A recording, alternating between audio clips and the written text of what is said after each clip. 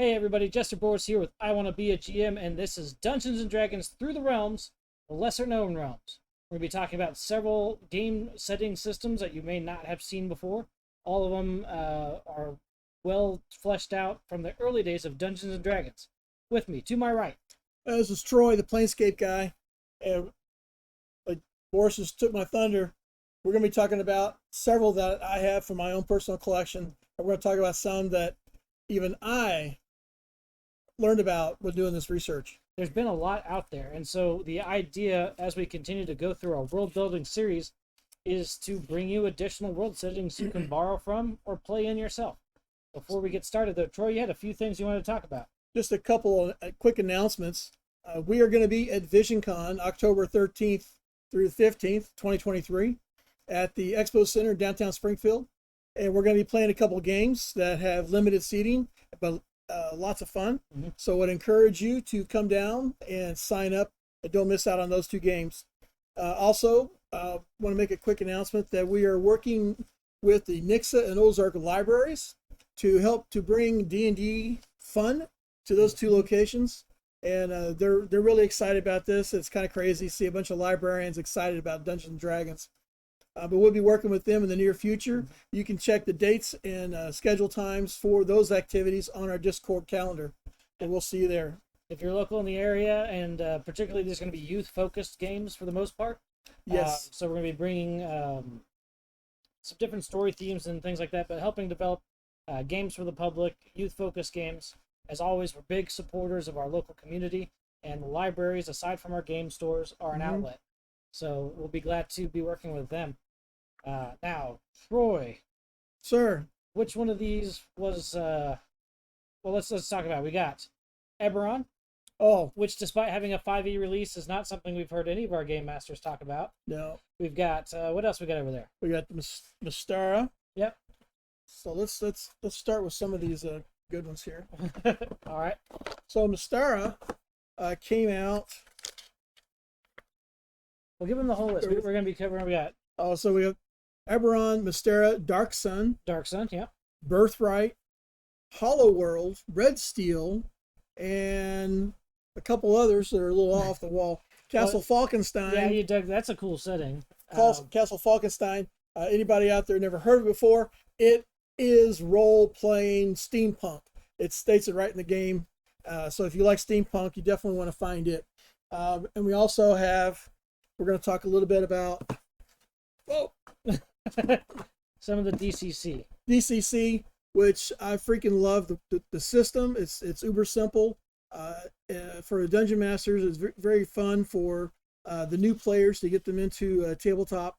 It's very simple. It's very, very, very affordable. I point out the price on this book here, which is a couple of adventures for $5. And the bigger book was only $25. One of the things I want to mention about DCC is that while its character is sort of the basic set, maybe some first edition D&D, what's really cool about it is that you can use that material in any of your tabletop. Absolutely. It's written almost like GURPS. It's a very generic kind of game system. Yeah. But you can take the storyline, and I like to tell people that it's so simple to use. You don't even have to sit down and read it. Prep time next to nothing.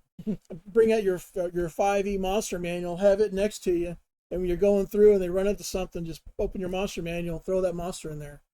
It's very simple. It's very fun. It's very fast to learn. It's great fantastic for those one-shots at the game stores. Oh, absolutely. Dungeon dive, when you have no idea who your players are going to be that night. Mm-hmm. You got 6 or 7 people show up at random. You hand out some character sheets, dive a dungeon. Yeah, you want something that you can be prepared very quickly to play? Keep one of these in your bag when you go somewhere. Like, you can't beat the $5. No. It's really, really good. So they even have some modules this size that are free. They say right on it, free. Yeah. So gotta love it. As we're getting into some of the world building, of course, typically we've had our 10 points that we've talked about. We're going to dive more deeply into those with our next session, Creating Your Own World. We're going to have a special guest with us, one of our local game masters who's really put a lot of time into his system. He has put a tremendous amount of work into his world system. So we'll be glad to, introduce you to he's actually on our Discord server. That's Jester for you, and go through his world setting and show you the work he's done and how you can emulate that for your own systems. But we're going to start here, I think, with Mystara, because this one was really kind of interesting. It got its start back in the 70s, as all of this did. You know, the game masters grabbing white box D&D and things, putting their own settings together. As Greyhawk was being developed and certain rule sets came out, Greyhawk sort of got earmarked for advanced Dungeons and Dragons, but we had at the same time concurrent publishing. Red box, blue box, we covered those in our Through the Realms as the basics at the 5-box set. Yeah. This became the default world setting for the 5-box set and that sort of era of D&D. What's cool about it is that they included a lot of these audio CDs. And you look at these now, and I'm like, man, CD-ROM drives, right? So, this particular game, in doing this research, I came across this on my shelf back here, and I even forgot about it, but I'm going to break it out. And this is going to be one of the first games I bring to the library, because we're going to have a lot of children educated or accompanied by their parents. So we have kids 6 to 10 with their parents who've never played before, learning how to play. But this particular module has the adventure, and it's set up with the 52 tracks of audio, so that you as a DM, all you have to do is read a very short, brief intro on a room, and then you hit play, and it plays audio and people talking and describing what's going on in the system. What that does for you as a new game master in particular, because you gotta remember this is very fresh Dungeons and Dragons basic set. It let you develop the skill set of how to describe something, build the theater of the mind, present the problem, and you know, with 1 track per room, it was very cool. If you go and you set up your scene, play the intro. Now we've got some things that will help hook your players and bring everyone into the table. And Mystara in particular, each of their boxes had some of this. We got some of this with Planescape, so it was something that TSR was doing here in the like 93 plus era with a lot of their releases. But Mystara was actually from 81 to 96. As far as the name goes, yes. And so we actually break that out there, Troy. Well, so just a minute. Well, so Mystara got it set here actually in the Gazetteer series. Yes. So this was pre-Mystara, the word, so that you can keep that out here. So this Mystara, its logo and things, that was the publication date that Troy mentioned. What date was that again? 81 to 96. Yeah. So it wasn't until some of the articles in Dungeon or Dragon magazine that they named the setting. Otherwise, before then, it was the known world. Right. But it really got to start here in the Gazetteer, and there were 14 Gazetteer, and they were all really good as far as settings, NPCs. I mean, look at this. This is a pretty thick book. Some of us call it Gazetter.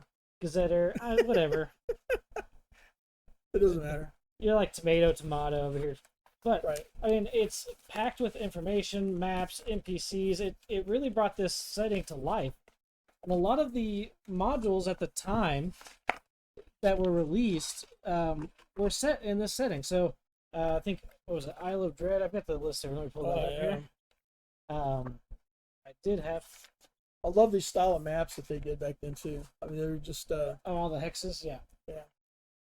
35-mile hexes. Every direction. 35 miles uphill in the snow.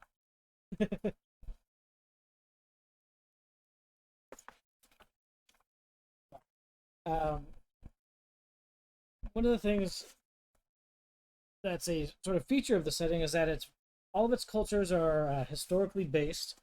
So you've got a lot of historical analogs. This is also Mystara. So one of the other features of Mystara that I found really interesting that I didn't know before we started researching it, this system does not, or this world setting, does not contain deities as we understand them. I thought that was, at first I thought that was an oversight, no. But I think it's something that they intentionally did. No, for sure. It's what they deal with more are the immortal heroes. Yes. Which made a lot of sense when we got into the immortal gold box for the basic set. Yes. So, how do you take your character after becoming a powerful adventurer and making that leap into the immortal status and that resets the game. Well, this setting took that into account. That's sort of how they do it. And one of the things that was interesting is they've got a lot of. So as you get into the multiverse of Dungeons and Dragons, they get into certain things here. Let me go back and talk with you. So, a lot of their immortals will share names with deities that are known in other multiverse, so Greyhawk or Ravenloft or things like that. But the ones I found most notable were Freya, Loki, Thor, Hel, and Odin. So they're all in there, but they're understood as immortals rather than as deities. They are worshipped.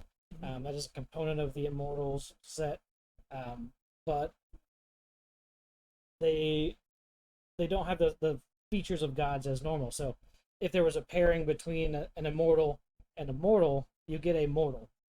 Instead of like we'd see with Zeus, right? You get demigods and things like Hercules and those level of creatures. And demigods and immortal heroes. So it's a little bit different with Mystara. It was kind of an interesting feature. It's a very interesting world setting. So it was the default setting for the basic version from 1980 to 1990. The basic are those red and blue box, black box, teal box that you're talking about. Yeah. The central continent includes a patchwork of both humans and non-humans. The humans are based on real-world historical cultures. In addition, unlike other D&D, Mystara had ascended immortal beings instead of gods. Wow, it's like you read the handout. I may or may not have read the handout, but it's very neat. So this is one of the boxes. The other one we've got is I can never figure this one out. This one's still in the plastic. Right, and it shall be forever. Forever. So we got Glantry, which is the Kingdom of Magic. Then Karmikios, or Kubikos. The Kingdom of Adventure.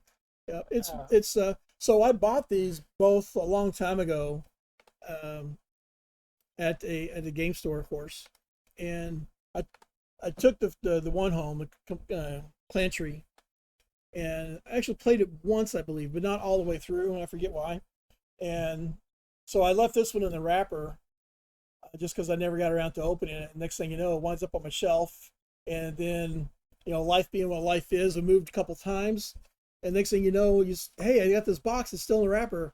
Oh, that's old. I'm not going to open that now. Although I'm very curious to open it up and see what's inside it. I'm sure it's another CD. Yes, it's a 32-page adventure book with an audio CD. So it is one of the things that they were doing at the time. Like Planescape came out with a CD, and it just had one. There are different things that they probably could have done more CD releases.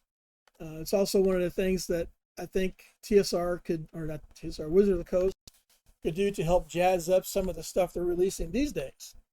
Is that really added to the flavor of the game when you had that CD? Even if they can make it some quick download off a website or something, instead of making it an actual CD. You go to a website and type in a code and you get your 32 tracks of really cool sound effects. But that is Mystara. Yeah, I was gonna bring up the map, but it's in a gigantic pixel format. It didn't quite go into the OBS as well as I hoped it would. Yeah. But one of the things that was interesting, there are two worlds for this, and we actually ended up with an outer world, so the outside of the shell, and there's an inner world, and that was a separate box called Hollow World. So I didn't print that one out. Yeah, but I mean, that was one of the cool things. So aside from all of these continents, cultures, and things that they put together in this setting with a ton of adventure. So just as an example for, got the list here for just in Karamikos, right? B1 through 9, B10, B11, B12. So I don't know why they didn't just list it that way, but B1 through 9 is the In Search of Adventure series. Mm-hmm. Then we've got DDA 3, Eye of Tralder, DDA 4, and X12 listed explicitly as taking place in locations for Karamikos. Really? Yeah. which I thought was really interesting because I played a lot of those in Greyhawk. Yeah. So what's my favorite adventure called? B2. That is the Keep on Keep the in Borderlands. Yeah. So that's interesting that it's actually set here. And it is. So in that region, there's the Grand Duchy. Duchy Jeff? The Grand Duchy of Karamikos Oh, okay. is, but for all intents and purposes, its own kingdom. But they're a Grand Duchy because they're actually supposed to be associated with, what was it? The Thasian Empire. And so that's where the keep is, that border. And so you've got like this one culture and the bothering the other culture, and that's sort of how that setup is done. And there's actually different covers to this module. You'll get a red cover and an orange cover. And so they had different updates, and one generic out, and the other one was very specific. And so that's where you get this. But it was neat to find that a lot of those modules that we've played had a specific references and things to this setting. Wow. Because we played them in Greyhawk. Yeah, yeah, because that's what I had. That's what I was running everything. That's interesting. I learned something today, boys and girls. All right, Troy, what we got up next here? So, let's talk about one of my favorite ones, the oddballs. Mm-hmm. Dark Sun. Dark Sun.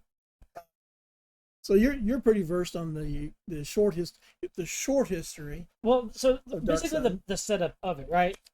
War, strife, everyone's vying for power, and then some wizard has to go and screw it up for somebody, and by somebody I mean everybody. Yeah, we know that guy. So he's always blowing up a mountain or something. Usually it's something like fireball. Yeah. Except in this case, their sorcery affects either the atmosphere or the sun itself, and so that's where the sun goes dark. We get more of a red light instead of the white light we'd expect in other settings. So even just the atmosphere of, like, the tone of the landscape is now barren. It's starting to become devoid of life, like steppe and desert and mountainous. I mean, think hanging out in Arizona all the time, except for the sunlight is red. And because magic caused this, there's a huge distrust and distaste for magic, and it makes it very rare in this setting. It's very rare. But people that use it are frowned upon and shunned, and rocks are thrown at them. And the ones that are accepted tend to be more shamanistic in nature, and the few cultures that still accept that. Because part of what happened in that cataclysm is it blew up everything, and so now we're back in a Bronze Age era. Yes. I think it is. Yeah. So, Dark Sun is the original D&D campaign setting set in a fictional post-apocalyptic. You know what I'm talking about. It's a desert world of Athas, Athas, Athos, Dark Sun, featured in an innovative meta plot, influential artwork. I just can't say anything today. You're killing me, Troy. You can do it. Dark themes and genre bending take on a traditional fantasy role playing. The product line began with the original Dark Sun box set released in second edition, 1991, and it ran until 96. And it was one of TSR's most successful releases. Yeah, so I know, Troy, you ran into people that brought Dark Sun characters to conventions. Yes. But, I mean, this one is one that I remember it was always mentioned in the same breath at the time. We're like, oh, yeah, we are running Forgotten Realms, or yeah, we are running Greyhawk. That was sort of the standard. But then people were like, oh, have you seen, at the time, Ravenloft was still kind of fresh. Like, oh, yeah, Ravenloft, haha. And they're like, yeah, but Dark Sun. And you're like, ooh. Particularly, and I forgot to mention as we were talking about Mystara, but as we're getting late into Mystara, we ended up with Red Steel. Yes, so, Red Steel's another one of the odd ones. We'll talk a little bit about that in a second, but we started getting this really interesting bent on our fantasy as we got into some of the different sword and sorcery stuff that was coming out. You're like, what if everything was Conan the Barbarian? And this, I think, gets you probably closest to Conan. It does, as a setting generally. Typically, the cultures are stuck in the Bronze Age because of the anti-magic and the post-apocalyptic. Well, the lost technologies, desert, right? Lost technology, lost magic. Gold has very little meaning, like very little value relative to what you might expect to Right. find in a typical fantasy setting. So their valuable metal is steel because they're in a Bronze Age, and it's called the Bronze Age for a reason. The hardest metal that they can manufacture is bronze. Yeah. Steel is extremely rare and extremely valuable. Yeah, the knowledge to manipulate iron by itself Yes. is top tier, and then to take iron into steel. So can I tell the story? Go ahead. Sorry. So I was running my Planescape game once. Oh, yes, a while yes. back, Here we go. and I always had a call out for experienced players when some play something odd, stop by, and that's basically all it was because I knew so many different players. And this guy stopped by one night and he says, I got this character. It's from Dark Sun. I said, yeah. And he was a Dark Sun barbarian. I said, okay, you got my attention. He says, I want to play tonight. Okay. And So you got to remember at this time, Troy's running Planescape. this is Planescape, hard. I mean, just all the time. And I said, now we're going to have some odd things happen tonight, and I want you to role play the fuck out. He's like, okay. I think he was just showing up with an odd character, and I'm going to be odd, I'm going to be unique. You know, nobody has seen a Dark Sun barbarian. Yeah. Literally, the guy on the cover, I have a knife and a loincloth, not even shoes. I'm like, okay. So while Troy is telling this story, let us know, either in the comments or if you're live with us right now, some of the crazy character concepts that you've played. And check out the rest of Troy's story here, because it's a good one. I was there when we played this. It was fun. So That's me. Hold on. We need Troy. There you go. Nope, that's the wrong Buttons. button. There it you is. go. Yeah. So So it just so happened that the night he shows up with his Dark Sun Barbarian, that another guy decided he was going to show up and play tonight too. oh yes. And like, okay, so what's your character? Tell me your character. He says, well, he's from the world of Kryn, Dragonlance. Dragonlance. I was like, okay. I said, do you have a pet dragon? He says, no. So what is he? He was a tinker gnome. I said, that sounds very cool. I said, we're going to have some odd things happen tonight. I want you to role play the hell out of it. He's like, okay. So I write them all up, and we get to start playing. And unbeknownst to everybody else, the module that I had picked out for that particular night was called the Modron's March. And for those of you who don't know Planescape, you can look at Modrons in the 5e monster manual. They are basically metal, walking, living, sentient creatures. They look like refrigerators or basketballs, all kinds of different shapes. Yeah, they're geometric and clockwork. Is very But they are living, actual creatures. They are living creatures. Mm-hmm. And so the Modrons met up with an army of badness, The demons, yeah. destroys half of them. And so you basically have these creatures made of metal in various stages of disassembly with axes and spears through them laying across this battlefield. And this is the scene that I'm describing to the players. And so the two odd characters decided they were going to roleplay at that moment. The Dark Sun Barbarian. Well, hold on. This is going to be... So, I'm going back to... What happened? I'm just pressing the wrong button, that's all. So, but keep in mind, the rest of us had been... So these weren't players that we had played with very often. And the rest of our characters had started off in Greyhawk. Mm-hmm. We've been traveling the plains for a while. And so, at this point, we see this carnage, and we're like, okay, we haven't really seen Modron before, but we've seen enough weird stuff that we're just kind of like, we're just gonna pass it over. You had places to go. Yeah, and that was the thing. This was supposed to be like, describe the scene. Oh, hey, the demon army, the blood war is a thing, and we're like, yeah, we know, we're in the middle of it. We got to go. But this is again, what was meant to be maybe 5 minutes turned into I think about 30 minutes, 40 minutes, and it starts with the Dark Sun Barbarian steals a cart. Yeah, he gets a cart because he's looking around and he's like, oh my God, look at all this. This is valuable steel. We can't leave this. It's just laying there. It's just laying here. Look at this is crazy. And he's like throwing bodies of Modrons onto he's like this dragging cart, them over. I remember dragging them over, piling them up, because steel is valuable. It would be like if either one of us saw just a truckload of gold bricks on the highway. It's why we take the danger, the risk of going into the dragon's cave because we know there's a giant pile of gold in there. You lose your mind when you see this pile of gold. So he saw this pile of steel. Oh yeah. And he's going crazy. And some of the party members were, come on, we got to go. Leave them alone. Here, I'll give you this +2 dagger. It's the elven. It's They not, did. like, no, I'll give you that. I've got a chainmail shirt. It's extra. I mean, we're looking over our character sheets and we're like trying to bribe him off. Him. We have to go now. We have to go. He's like, but guys, and he was guys, so good about the role play. He was adamant, like, we've got to do this. And then from behind this chaos, well, and you hear this was becoming a problem because the other modern were like, what are you doing with our dead? Don't defile the dead. Leave Those are the our dead friends. alone. And, the honored dead. How dare you? Yeah. So this is becoming an interdimensional political fiasco. Shenanigans, but shenanigans were not over yet. No.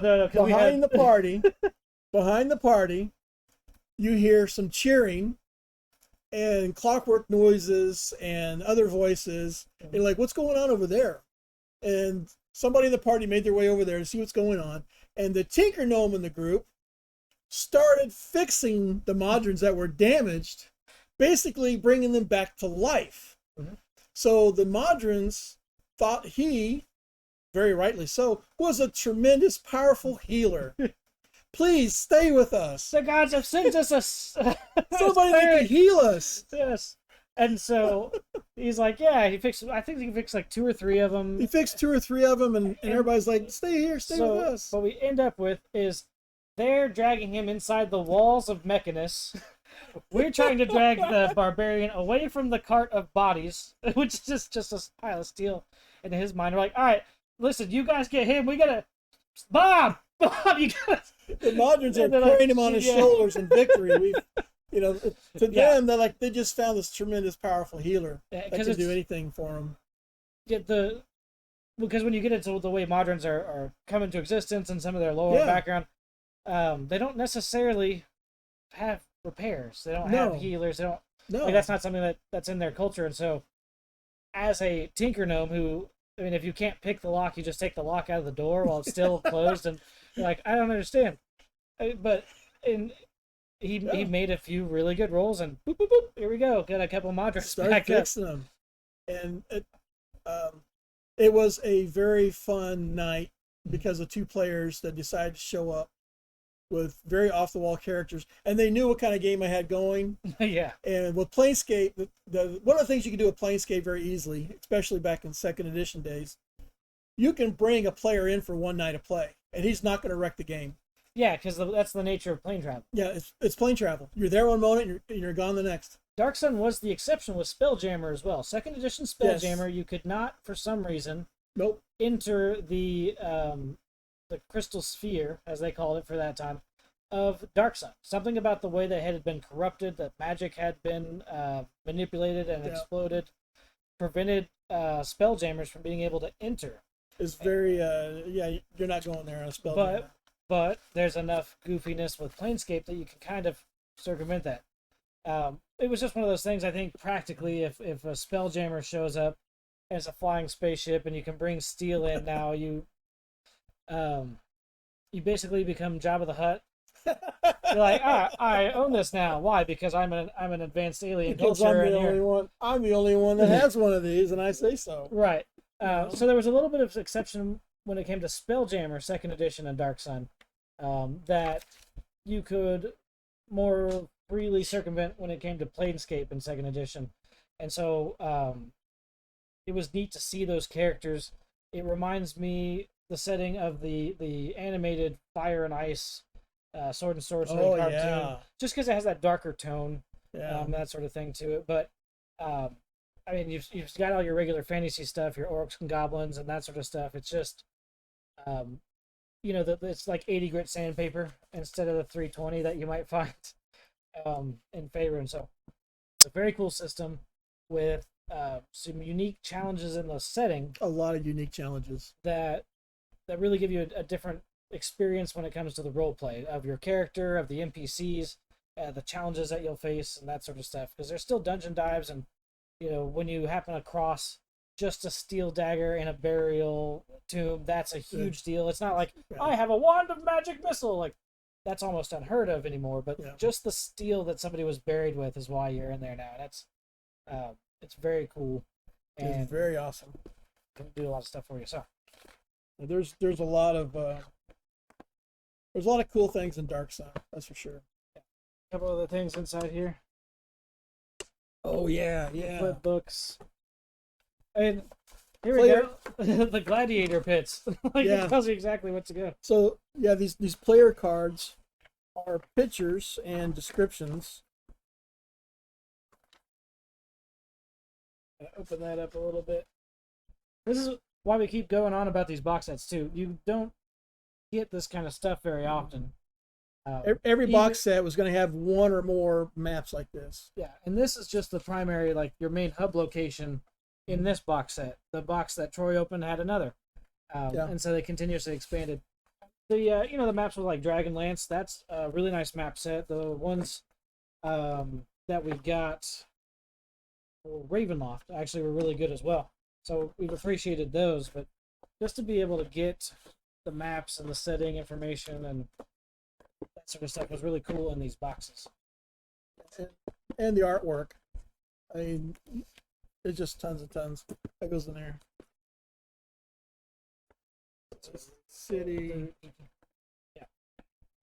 And more maps. More maps, more books.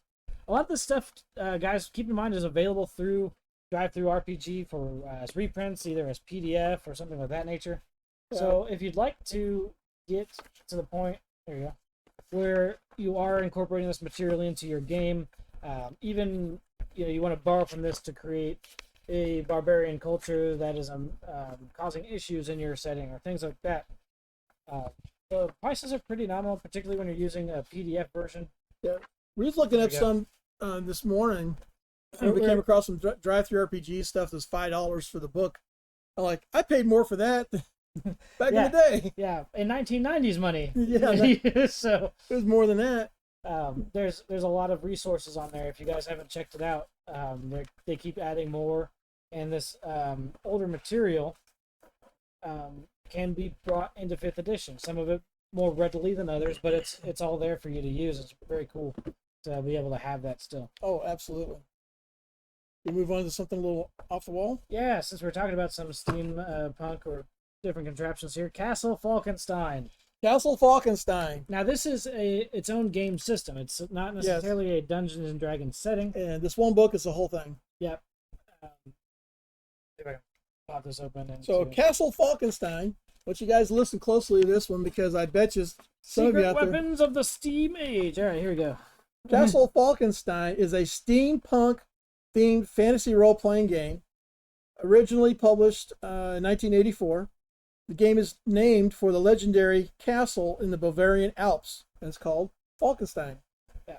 Players play the roles of gallant adventurers who take on quests of intrigue and daring do in the spirit of the Victorian adventures. So it is role-playing steampunk. Yeah, everything that you'd want from a steampunk cosplay, from a steampunk adventure. I mean, what I've got here is Secret Weapons of the Steam Age. Hot air balloons. Hot air balloons, Cannon. swords, Yeah. dueling, how to shoot a flintlock pistol by their game system. Yeah. They have everything from swords to black powder, Steam and ships for steam, something, and it's steam power, because everything is it's steampunk. Yeah. It says it in the first paragraph of the first page. This is steampunk. See if I can get the intro right out of the. And this came out in 1994. You can find it as a reprint. You can also find it on eBay. If you are one that loves steampunk, that's the game you need to find. It's one book. It's the whole thing. Yep. So this is it's New Europa. So it's based in modern, or it's based in Europe as the map goes, but the system, the storyline has changed. It's different completely power struggle. The map is different. So there's quite a bit there. Let's see. It's a really cool. I was on vacation. The vacation I've been talking about for months at work, driving the rest of you crazy. 2 weeks away from the games division of Hypertech. Yep. I mean, it just goes crazy. Another world, soldier, sailor, tinker, wizard. Yeah. instead of spy. So I mean, don't need it. Ludwig the Second, the Mad King, nations of Europa. Right, we got the Second Empire of France, the British Empire, Prussia, Russian. Like, so very very cool historical 1830s, 1840s sort of flavor.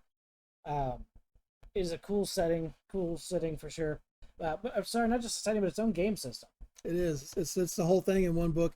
And if you like steampunk, you're gonna want to play this. The other one that kind of came close in my mind was third edition. They had the D20 modern setting, and they had D20 pirates. Oh yeah. So it's a little bit earlier than that, Age of Exploration, but those rules lent itself to a bit of a time leap. You could add, start to get the iron sides. You could add the airships and things like that. But this is full on steampunk, and it is very a neat setting. So if you need some inspiration, you want some things to pull from, that's going to be one of your best resources right there. So Castle Falkenstein. Yeah, careful how you pronounce that.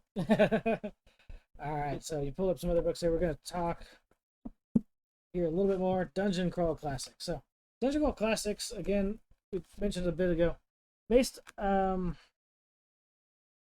so much in the rules of, but in the veins of early Dungeons and Dragons. Yeah, it's very simple. It's very red box, blue box. Yeah, it can be kind of deadly. Yeah. But it's a more pulp grit type of fantasy adventure like we're used to in first and second edition sort of games. It's very good for people that want to play without all the numbers, without all the math. Because it doesn't have very many. It's very simple, and it's an extremely affordable system. Extremely affordable system. This is one of the adventures. As you can see by the price on the cover, it's only $5. They even have stuff you can find in your game store where they have the DCC stuff. Once a month, they put out adventures that are free. So right on the cover that it's free. Showing here, still on the camera, but this is solid text, right? So this is a book jam-packed with so much that you'll need things that you can pull from as a game master. Some cool full-page art. So even if you're not going to be running this system, like we mentioned, these adventures, some of the ideas here. So one of the things I like to do with experienced players, players have been playing for a few years, and they know the monster manual, and they know all the spells, and they know this character can do this and that and the other thing. One of the things I like to do, especially in Planescape, because you are expected to run across the unknown, I would take characters and magic out of different game systems. Check it out right behind you. GURPS Magic. Oh, yeah. Grab those. Well, here we go. Careful. Yeah. Those 3 books. 4 books. 5 books. Right. It's all of it. It's just the magic. That's right. So the experienced players, they know all the spells. They know my character can do this. They know this bad guy, and they know what he can do. Well, when you run into characters from other game systems, you can kind of tweak them a little bit so they're not overpowering your D&D game. But when you bring them in, like there's character classes in here, and magic items and spells that have never shown up in a 5e game. Right. So if you're a bad guy that's from out of town, or is a different race, or comes on a spell jamming ship, he is going to have stuff that your everyday 5e character has never seen, ever heard of. And what's fun about that is like, oh, I see he came from a spelljammer. Well, I own the spelljamming books, and I've read them all, and I know exactly what this guy might be capable of. No, not necessarily. Not necessarily. Because as a savvy game master, you have borrowed from other systems, such as Castle Falkenstein, the Dungeon Crawl Classics, and then even here we've got, is this first or second edition groups? It's third. Oh, this is third edition groups. Yeah, they're up to 4 now, I believe. Yeah, and they've been doing 4, but check this out. GURPS Magic. GURPS Magic. Well, so I'm going to just pull a spell here while you get all that sort of. So the done. GURPS Magic is basically spells and spell casting, and this is where I came up with my inspiration for a spell point system. They have a Yeah. spell point system. I varied it. Right. Anyway, so necromantic spells. Here we go. Death vision.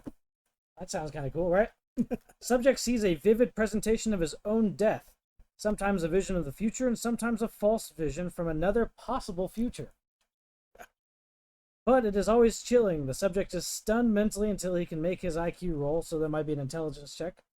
And so you just take it. Now we've got necromantic spell that's something different than what you're going to find in the player's handbook or any of the other supplements. so we have magic items 1, Oh no. magic items 2, and why would we number them? Because there's more. Magic items 3. So each of these books is 128 pages roughly, and those are magic items that are never created or intended to be used in D&D. And even if there's similarities, they are different in their flavor. Absolutely. In their use, in their design, their intended purpose, and sometimes in the side effects. So if you're playing a game, especially with experienced players, or if you're going to be running Spelljammer, or you want something that's just going to be a little on the odd side, I highly recommend you find one of these other game systems and find something in it that you like and like, oh, that would be fun. Can you imagine? I would have to look back through Dark Sun, but what about magic from Dark Sun? Oh, that would, ooh. The magic that remains from Dark Sun has got to still be pretty interesting and potent. And Yeah. I'd have to look through it again, like I said, but even other D&D settings can bring you new ideas, new effects, new. Well, that's one of the interesting things too about every D&D setting has its own magic, has its own deities. They'll have unique spells to the deities and druids. And so you can even bring in some of those that are already made for 5e, but from a different world setting, and use that against your experienced players, and they go, what the hell was that? In particular with Birthright, you'll see in a moment, their take on magic is completely different. And that's one of the things that you answer as we get through the 10 points. We're talking about magic versus technology and how that's set up. The wellspring, the source. What is the source of magic, right? Right. And, in Dragonlance, we have the 3 moons. In Greyhawk and Faerun, we tend to talk about the weave or mana generally. So it's understood differently in each setting, and the way that a caster taps into, manipulates, and produces an effect can really give you some interesting results. Like when you look at Fireball between first and second edition, a first edition wizard is uncapped, but a second edition wizard is capped at 10. Does he just not know how to go Super Saiyan and cast Fireball? Like, it could be interesting even when you look at different editions. So if you go back an edition and you're like, well, now I've got the same spell with a different effect or different this or that, you can regionalize things and change the flavor of a character even within Dungeons and Dragons across editions. I remember some of the books in just first edition, the spell list from the player's handbook had 30 something. But when the Unearthed Arcana came out, first level had 72. Yeah. So that book came out with 40 more spells. And first edition, first level. So when you're playing your games, and to keep your players from complaining of, oh, it's the same old thing, oh, I know how to do this, or I know how to do that, stretch out there a little bit in other books, talk to other DMs, talk to other people. And don't be afraid to steal ideas from any source. Books, movies, comics. You overhear somebody at your favorite game store talking about something. Yeah. Go, oh, that sounded cool. You don't have to use the whole thing, just the inspiration, the idea. Hollywood does it all the time. We made a true-ish movie inspired by true events. So I want to say hello real quick there to those participating in our chant, particularly Starcop. Not sure why you're saying the camera seems to be off. Everything looks good on our side. I apologize. And our stream check shows that we are receiving. So if you're trying to participate on Discord, we are currently on Twitch. You see that here. So you'll have to be on either your Twitch app or the website. But if you want, you guys can sign up on our Discord server. Link is on the Twitch page. We've got a lot of game masters over there. Recently, we've been having discussions with Planescape getting ready to come out around plane travel and how that works. Um, the other thing that we've been talking about a little bit is dragons. Troy's been working on some things about dragons.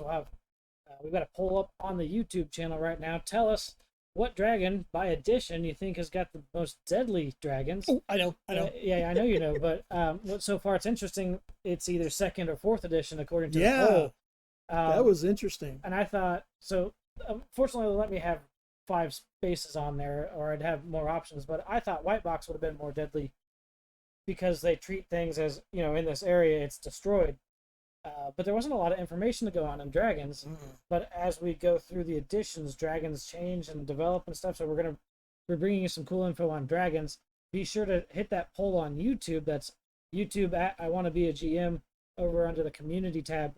Let us know which edition you think had the deadliest dragon, and we'll get into what we think when it comes time for that video series on dragons.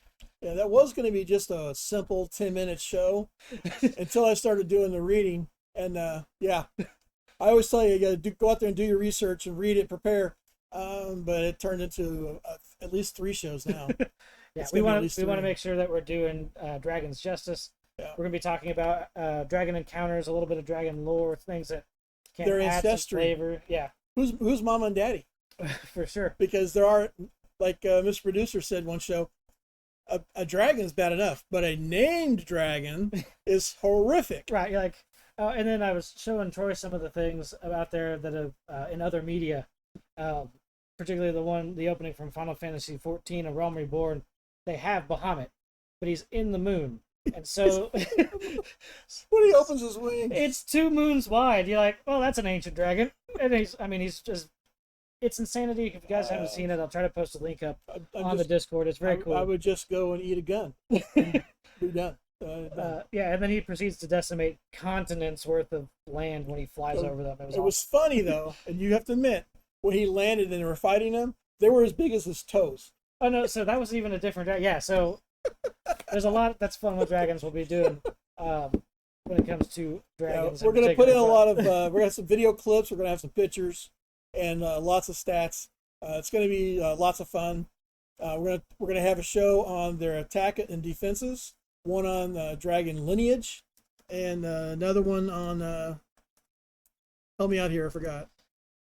It's your show, so we'll figure it out. So, I can't remember anymore. Yeah, this is why you take your Flintstones vitamins, kids. Yes. But back to it. So, yeah, pulling things from other systems, even other world settings, can really make a big difference. Hey, let's just read a couple of these because they are hilarious. Yeah, and I know. So we ended up in a campaign searching for the Rod of 7 Parts, which I have. Gallivanting across the plains, and so Troy was like, "Oh yeah, let's hit him with some of this stuff. Here, let's see what you got there, Troy." So in Planescape, it's very easy to bring out this stuff to justify its use. Yeah. Because you are somewhere else. They don't have the same spells you do. Even if we're dealing with magic academies, or you go, like the Red Wizards of Thay, no one, there's a lot of good write-ups about what they've got, but in their pursuit for power, they could be finding additional techniques or magic items, things that were lost to time. Mm-hmm. Faerun in particular has 35,000 years of history, so this is a great way to be able to go and grab different magic items, different spell effects. So here's one.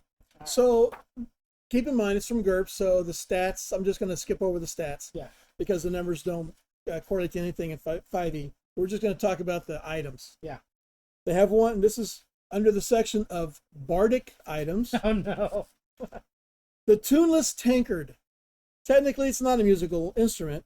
This tankard nonetheless has a musical nature.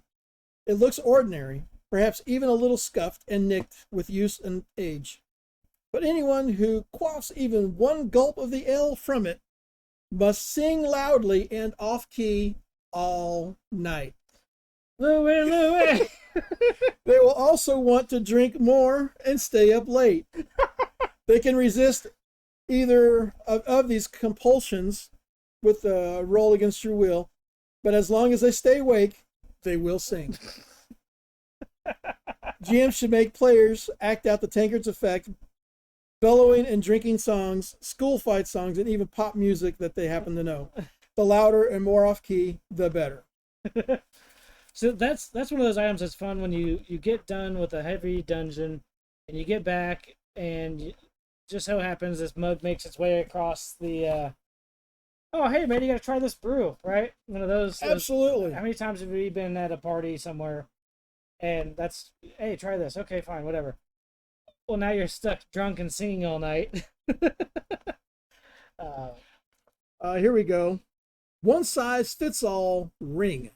It's a magical ring. Yeah. This whimsical curse takes the form of a gold or silver ring worth at least 1,000 gold pieces. And it has the motto, one size fits all, inscribed on the inside. When someone tries to put this on, they shrink to the size where they can comfortably stand inside the band, approximately 1 inch tall. At the size, he has a strength of less than 1 and only 1 hit point. His weapons will become useless against normal-sized foes. Against leprechauns and Ilion's Fae, he will be about the same. The size can be restored by remove curse or a growth spell. Such a ring can be cast by any enchanter who knows the rare spell Shrink. So, and here we have a picture. I hope it can be seen on the... Here with the bug? Over here. There? Let me see what I can do for you, Troy. We'll have to go over to Stormtrooper camera. Stormtrooper. So here we are. See, that's the kind of stuff that you would find at the bottom of the cereal box in Strahd's pantry, right? You're raiding Strahd's pantry. You're like, oh man, Cracker Jacks, prize inside. Well, here's the thing. Here's the thing. So, when you as a wizard go to school, do you think your first project in class was an A? No. Yeah, not unless you're Hermione, and no one likes to know it all anyway. Who's the kid sitting over at the end? He's trying to make the feather fly and it blew up. Oh, yeah, Neville, I think. No. So that kid's projects wound up on a shelf somewhere in a box later at the end of the year, and it became magic treasure for somebody. They ship it off to the goblins. If you broke in and you came across that box, oh yeah, detect magic. Oh, all day long. So you're going to take this box, run downtown, and sell it. You sell it to somebody. You sell all these miscellaneous magic items. Well, it's a magic ring. Absolutely. Yeah. Is it cursed? Well, so there's detect magic, and then there's identify, and then there's detect curse, and there's, yeah. Right. So there's a lot of things that have to be done to it. Mm-hmm. But if you have some goblin selling stuff out of the back room of somewhere, yeah, he's going to have some of this stuff. That's your goblin vendor at the end of the alley. I love him. Absolutely. So we've got a tangent here a little bit, but hopefully showing there's a lot of cool stuff. Even here, Castle Wolfenstein does include a little bit of magic, but it's got a lot of really neat steampunk. You pull from there, pull from things like GURPS. You pull out of a dungeon called Classics because they've got a different take on things. They do. And and I love those guys. They're fantastic. So I want to touch on a little bit as we're moving through Eberron. Hey, Star Cop looks like kind of stuff. Thanks for sticking with us, Star Cop. Who's that? I think that's Starco. He's been on our Discord with us. Is the so Eberron? Yeah, there we go. Is a campaign setting for the D&D role-playing game. Yeah. The game is set primarily in the continent of Crover, following a vast destructive war. Eberron is designed to accommodate traditional D&D elements and races within a differently toned setting. Eberron combines a fantasy tone with pulp and dark adventure elements, and some non-traditional fantasy technology such as trains, skyships, mechanical beings, which are all powered by magic. Mm-hmm. Now, I know a lot of 5th edition... One little tidbit. Yeah. Eberron was created by a guy, Keith Baker, as a winning entry to Wizards of the Coast Fantasy Setting Search, a competition run in 2002 to establish a new setting for the D&D game. Yeah. Eberron was chosen for more than 11,000 entries. 11,000 entries. It was released with 3.5, and it 3.5. If you like Eberron, you gotta go find the old 3.5 material because that's where it's been fleshed out. And it's officially released in hard book hardback book in 2004. Yeah. But yeah, it came out 2000, 3.5. 3.5. Yep. So, Eberron is really cool, and I see a lot of Eberron concepts make it into 5th edition. So we've got the Warforged, the turtle people. Yep. Artificer is a fan favorite right now. Who doesn't like magic guns? So, but I don't know a whole lot of people that are playing in the setting. But it's an interesting setting when it's take on magic. So it's high magic in that its magic is pervasive, but it's low magic in that we don't see a lot of high power magic. I think I kind of lean towards the belief, anyway, for me, that since it came out in 3.5, it got kind of left behind. Because I don't see that anything specifically carrying it forward past 4. Because in their own timeline, All we've got Eberron from Ashes or from War, Ashes of War, something like that. There's a 5th edition publication. There's a book for it, which I need to add to my 5th edition library. But there hasn't been a whole lot, and it does seem like it's been left behind, which is too bad. The Dungeons and Dragons online video game is set in the world of Oberon, and while it's a little dated at this point, there is still a lot of servers up, and so that's available, and it's a very neat setting where you can hop on a train. So they've got this sort of mass transit things going on. It reminds me a little bit of what we ended up seeing in League of Legends, their world setting. But again, I'm not sure why it didn't come forward. There was a large group of people played it in 3.5, partly because it was new, but also because it was excellent. the timeline shows 3, 5, 4, and 5. Yeah. So it's still there. It's still available.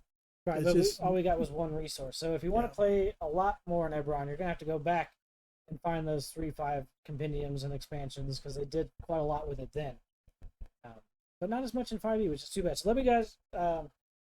So what world setting do you play in? You're Yeah. playing 5th edition out there. We got one guy. I know he's playing Scape.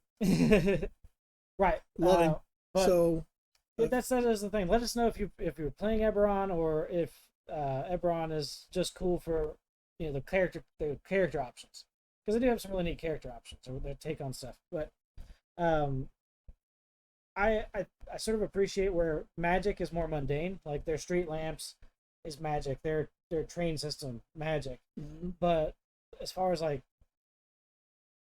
duels that destroy mountains and leave deserts in their wake and things like that, you don't see much of that in Eberron, and that's kind of an interesting take on magic.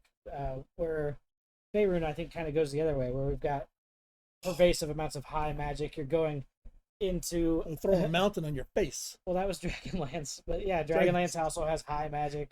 Yeah. And so their magic is pervasive, but it's low magic, Mhm. and it's kind of a neat way to do it. The Warforged, of course, their construct race are one of the big features to that system. They were created to fight wars. It's the name. Yeah, but they're a sentient construct, and they have some interesting racial modifiers and abilities that make them sort of a favorite out there. Mhm. Um, So what world setting do you play in? oh, Nope. that's not. Well, Let us know. that one. Yep. Let us know. Let us know now. Let you know now. Call 1-800. So the other one I want to bring up here, I keep switching cameras, sorry about that, is one that was really kind of interesting, and I have seen some of the 5e conversions for.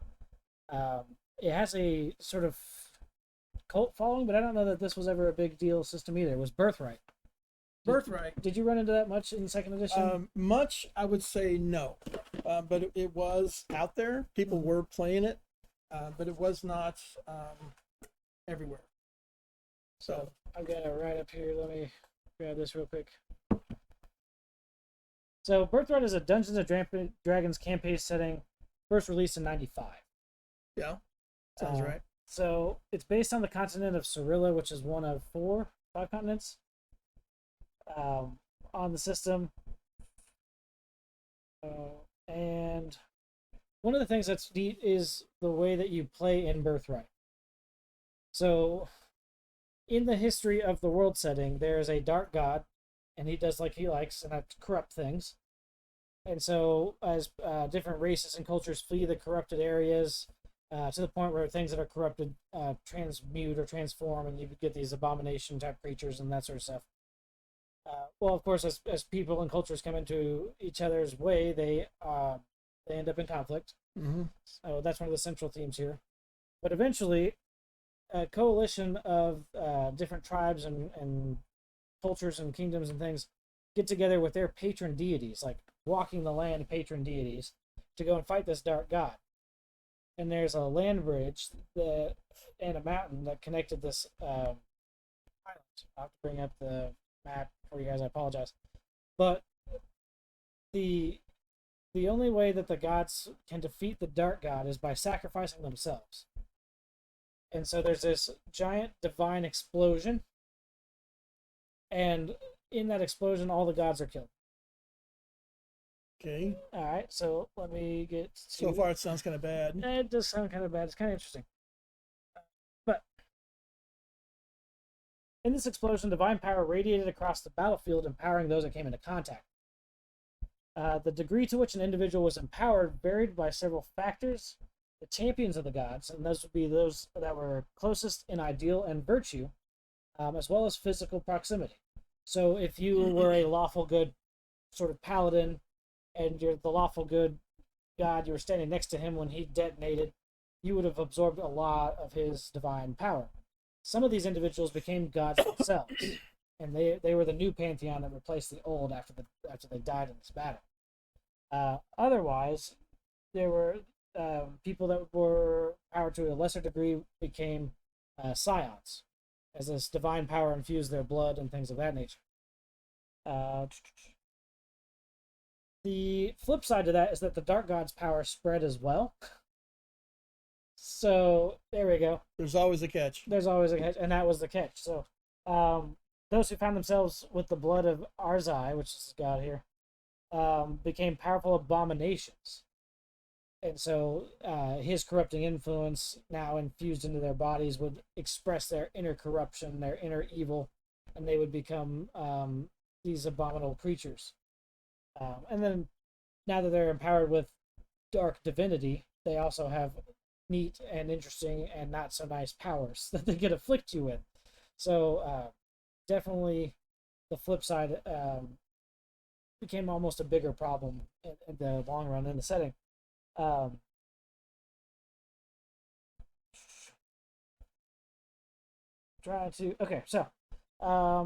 Like I mentioned, the other individuals that are empowered become scions, is what they're become collectively known as.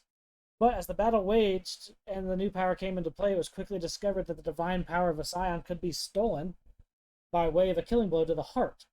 And so, wow, yeah, because we're dealing with something that ended up affecting your blood and things like that, you get this sort of like Highlander aspect to the setting, which is kind of interesting. Yeah. There can be only one. It's one of the ways that you can, improve your station and expand your power is by eliminating your rivals. Well, yeah. In the setting, magic is rare, in that you can only access it if you're an elf, a half elf, or one of the blooded scions with this divine bloodline. Wow. Okay. And so that's the way that magic expresses in the setting.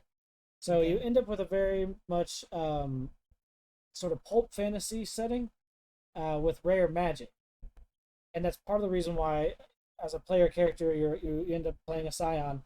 You end up in control of organizations or over a domain. There's a domain aspect, a kingdom management aspect to the gameplay and that sort of stuff.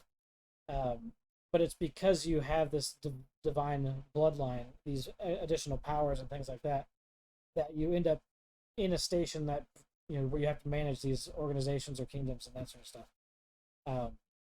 There is 2 primary 5e conversions for this that have been done by different authors, but they're fan, sort of fan stuff. And then it's got an official support in that there's like an officially recognized, or is that? Yeah, so there's over at birthright.net, and then the one I was thinking about that's officially recognized still, Mystara over at pandius.com. So there's a few things where there's a little bit of a nod to it from Wizards of the Coast, but um, there hasn't been any official release or update. And this is really cool if you want to take that concept that we saw earlier that we would see in Mystara, the immortal character, and bring that to the forefront. Because once you reach a certain level of divinity, you can become a god. Yes. But more to that, I think Birthright is a difficult setting for 5th edition because there is so much magic or magic-like abilities within the classes. Rangers, rogues, and things like that. So in the setting where magic is limited, you're either playing a lot of elves, or of course, with everybody being a blooded scion, it's really not too big a deal as far as the heroes go. But as far as your bad guys go, they don't tend to have a lot of access to magic. Just an interesting setting. It's set up, and a lot of players that still enjoy it like the aspect of managing their domain. Like a combat round, there's domain rounds, and so you have domain actions that you have access to, and wizards actually get access to spells they can cast as a ritual that go and then will affect their entire domain. I remember when it came out, seeing the box, and it seems like I remember it having like knights, white shiny horses, and being a very King Arthur kind of looking to it. It's definitely an interesting setting, and so if someone was out there looking to take some of their higher level characters, and like we've seen in 1st and 2nd edition, where you're expected to establish a keep or a stronghold and begin to manage these areas or develop into coming into the court of a king or something like that, that could potentially put you in line for taking the crown. If you do a good enough job, now you're in line somewhere. So Birthright may give you some ideas that you can use to do either kingdom management or get into a more divine or higher powered sort of campaign setting. Particularly as we're getting ready to see Planescape, those characters I think would be in for a surprise to, oh, you're the god of your world, now here's the god of these multiverse, or welcome now to the Blood War. You've become powerful enough to be on the radar. Oh hell! I forget there's something in the Blood War is like a god, and I forget where he comes from. But when he's introduced, one of the greater demon devil gods, he's like, I'm here, I'm going to lay waste to this. I think it's from Elysium. And he's like, oh, you're a god? Well, here you're just a first level fighter. Right. It's completely different. One of my favorites that we've seen, it's on Netflix. It's Dota. If you guys haven't checked it out, it's worth watching. But at one point, there's a immortal wizard. He's uber powerful, all this sort of stuff. Sets this demon loose on the goddess of the moon. Well, that's not nice. Well, they get into this big fight, and she ends up having her power hampered. And as she's laying there broken and the demon's about to strike the final blow, he's like, do you know what demons call gods with no power? Food. I'm like, damn! So there's some cool moments in there. Check it out for sure. A lot of really neat high magic things going on there. Involves some really cool things with dragons. But, when you get into that, we're like, yeah, demons are really kind of no joke. And you might think you're cool right until one eats you. Yeah. So, particularly, Birthright might be a neat setting to start with. And then as we get into Spelljammer, as we get into Planescape, taking characters out of that setting could be quite interesting. Some of the challenges and the things that they would face across the cosmos because of their divinity. I remember back in the 90s playing. So I had Greyhawk, Scott had Ravenloft, and I think it was Roger that did Forgotten Realms. Yeah. And so we played different games. And until Planescape came out, there's really no way to time together easy. Yes, Spelljammer you was played the a game first... of Forgotten Realms. Yeah. You played a game in Greyhawk. Or you played a game over here. Spelljammer required you to take a trip. Yes. So you would go and jump on the boat and then have to go through the phlogiston, make it to the other crystal sphere. Then Spelljammer, and then later Planescape, and how to tie these different worlds together. that you can easily and justifiably take a character from one to another. Yeah. Now, Planescape, when you're like, okay, I use the key portal, walk through the portal. You know, not only am I anywhere I want to be on the multiverse of the prime material, I'm anywhere I want to be in the creation. You know, 52 planes, 256 levels of the abyss, the seven heavens, the nine hells, wherever you want. Let's go there. Yeah.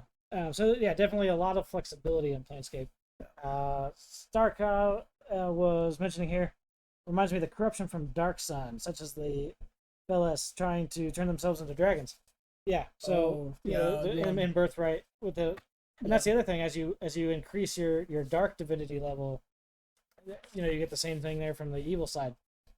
You would become more corrupt. You would become more powerful, and then you know that would be your looming threat. And it's not even necessarily that I have to go and find other dark corrupted people to increase my divinity. I just need to find people with divine power. And so a young noble who happens to have the bloodline of the god, he's not as big a threat as this 20th level paladin over here who's figured it out. Yeah. So, you know, yeah, definitely Star a pretty big threat in the Birthright if you happen to be a blooded scion, in that, you know, yes, I have power, and yes, I have destiny, and yes, my right to rule is divine. It means you also have threats of that level, and they're coming to get you. So it's a very interesting setting. Again, there's a lot of a fan base. It's got its own challenges when you run it in 5th edition, but it's really neat, and I would definitely say check it out. Oh, for sure. So, what's your favorite D&D world setting? As far as setting goes, I really do enjoy Greyhawk. We played a lot in Greyhawk. I think what I like most about Greyhawk is it's a medium magic, high fantasy setting. So, you know, the Arthurian legend sort of stuff, where we've got problems that can be solved by regular people, even though you are end up heroes. When it came to 2nd edition, your heroes always felt like they were just experts and not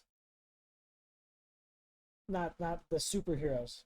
Sometimes in 5th edition, particularly in Faerun, I feel like we get to sort of a superhero level, where we're like, I can cast this and I've got 40 different actions and things like that. It does make for a lot of fun in the game, but the slower pace of 2nd edition, with that expert level character, where you would still have to be worried about, you know, how do I take on these orcs? Oh, now we're getting the bugbears, or, you know, this magic trap, or we're going to be dealing with a lich. Any of those things could eliminate you very quickly, and so it just gave you a different feel to the world, I think.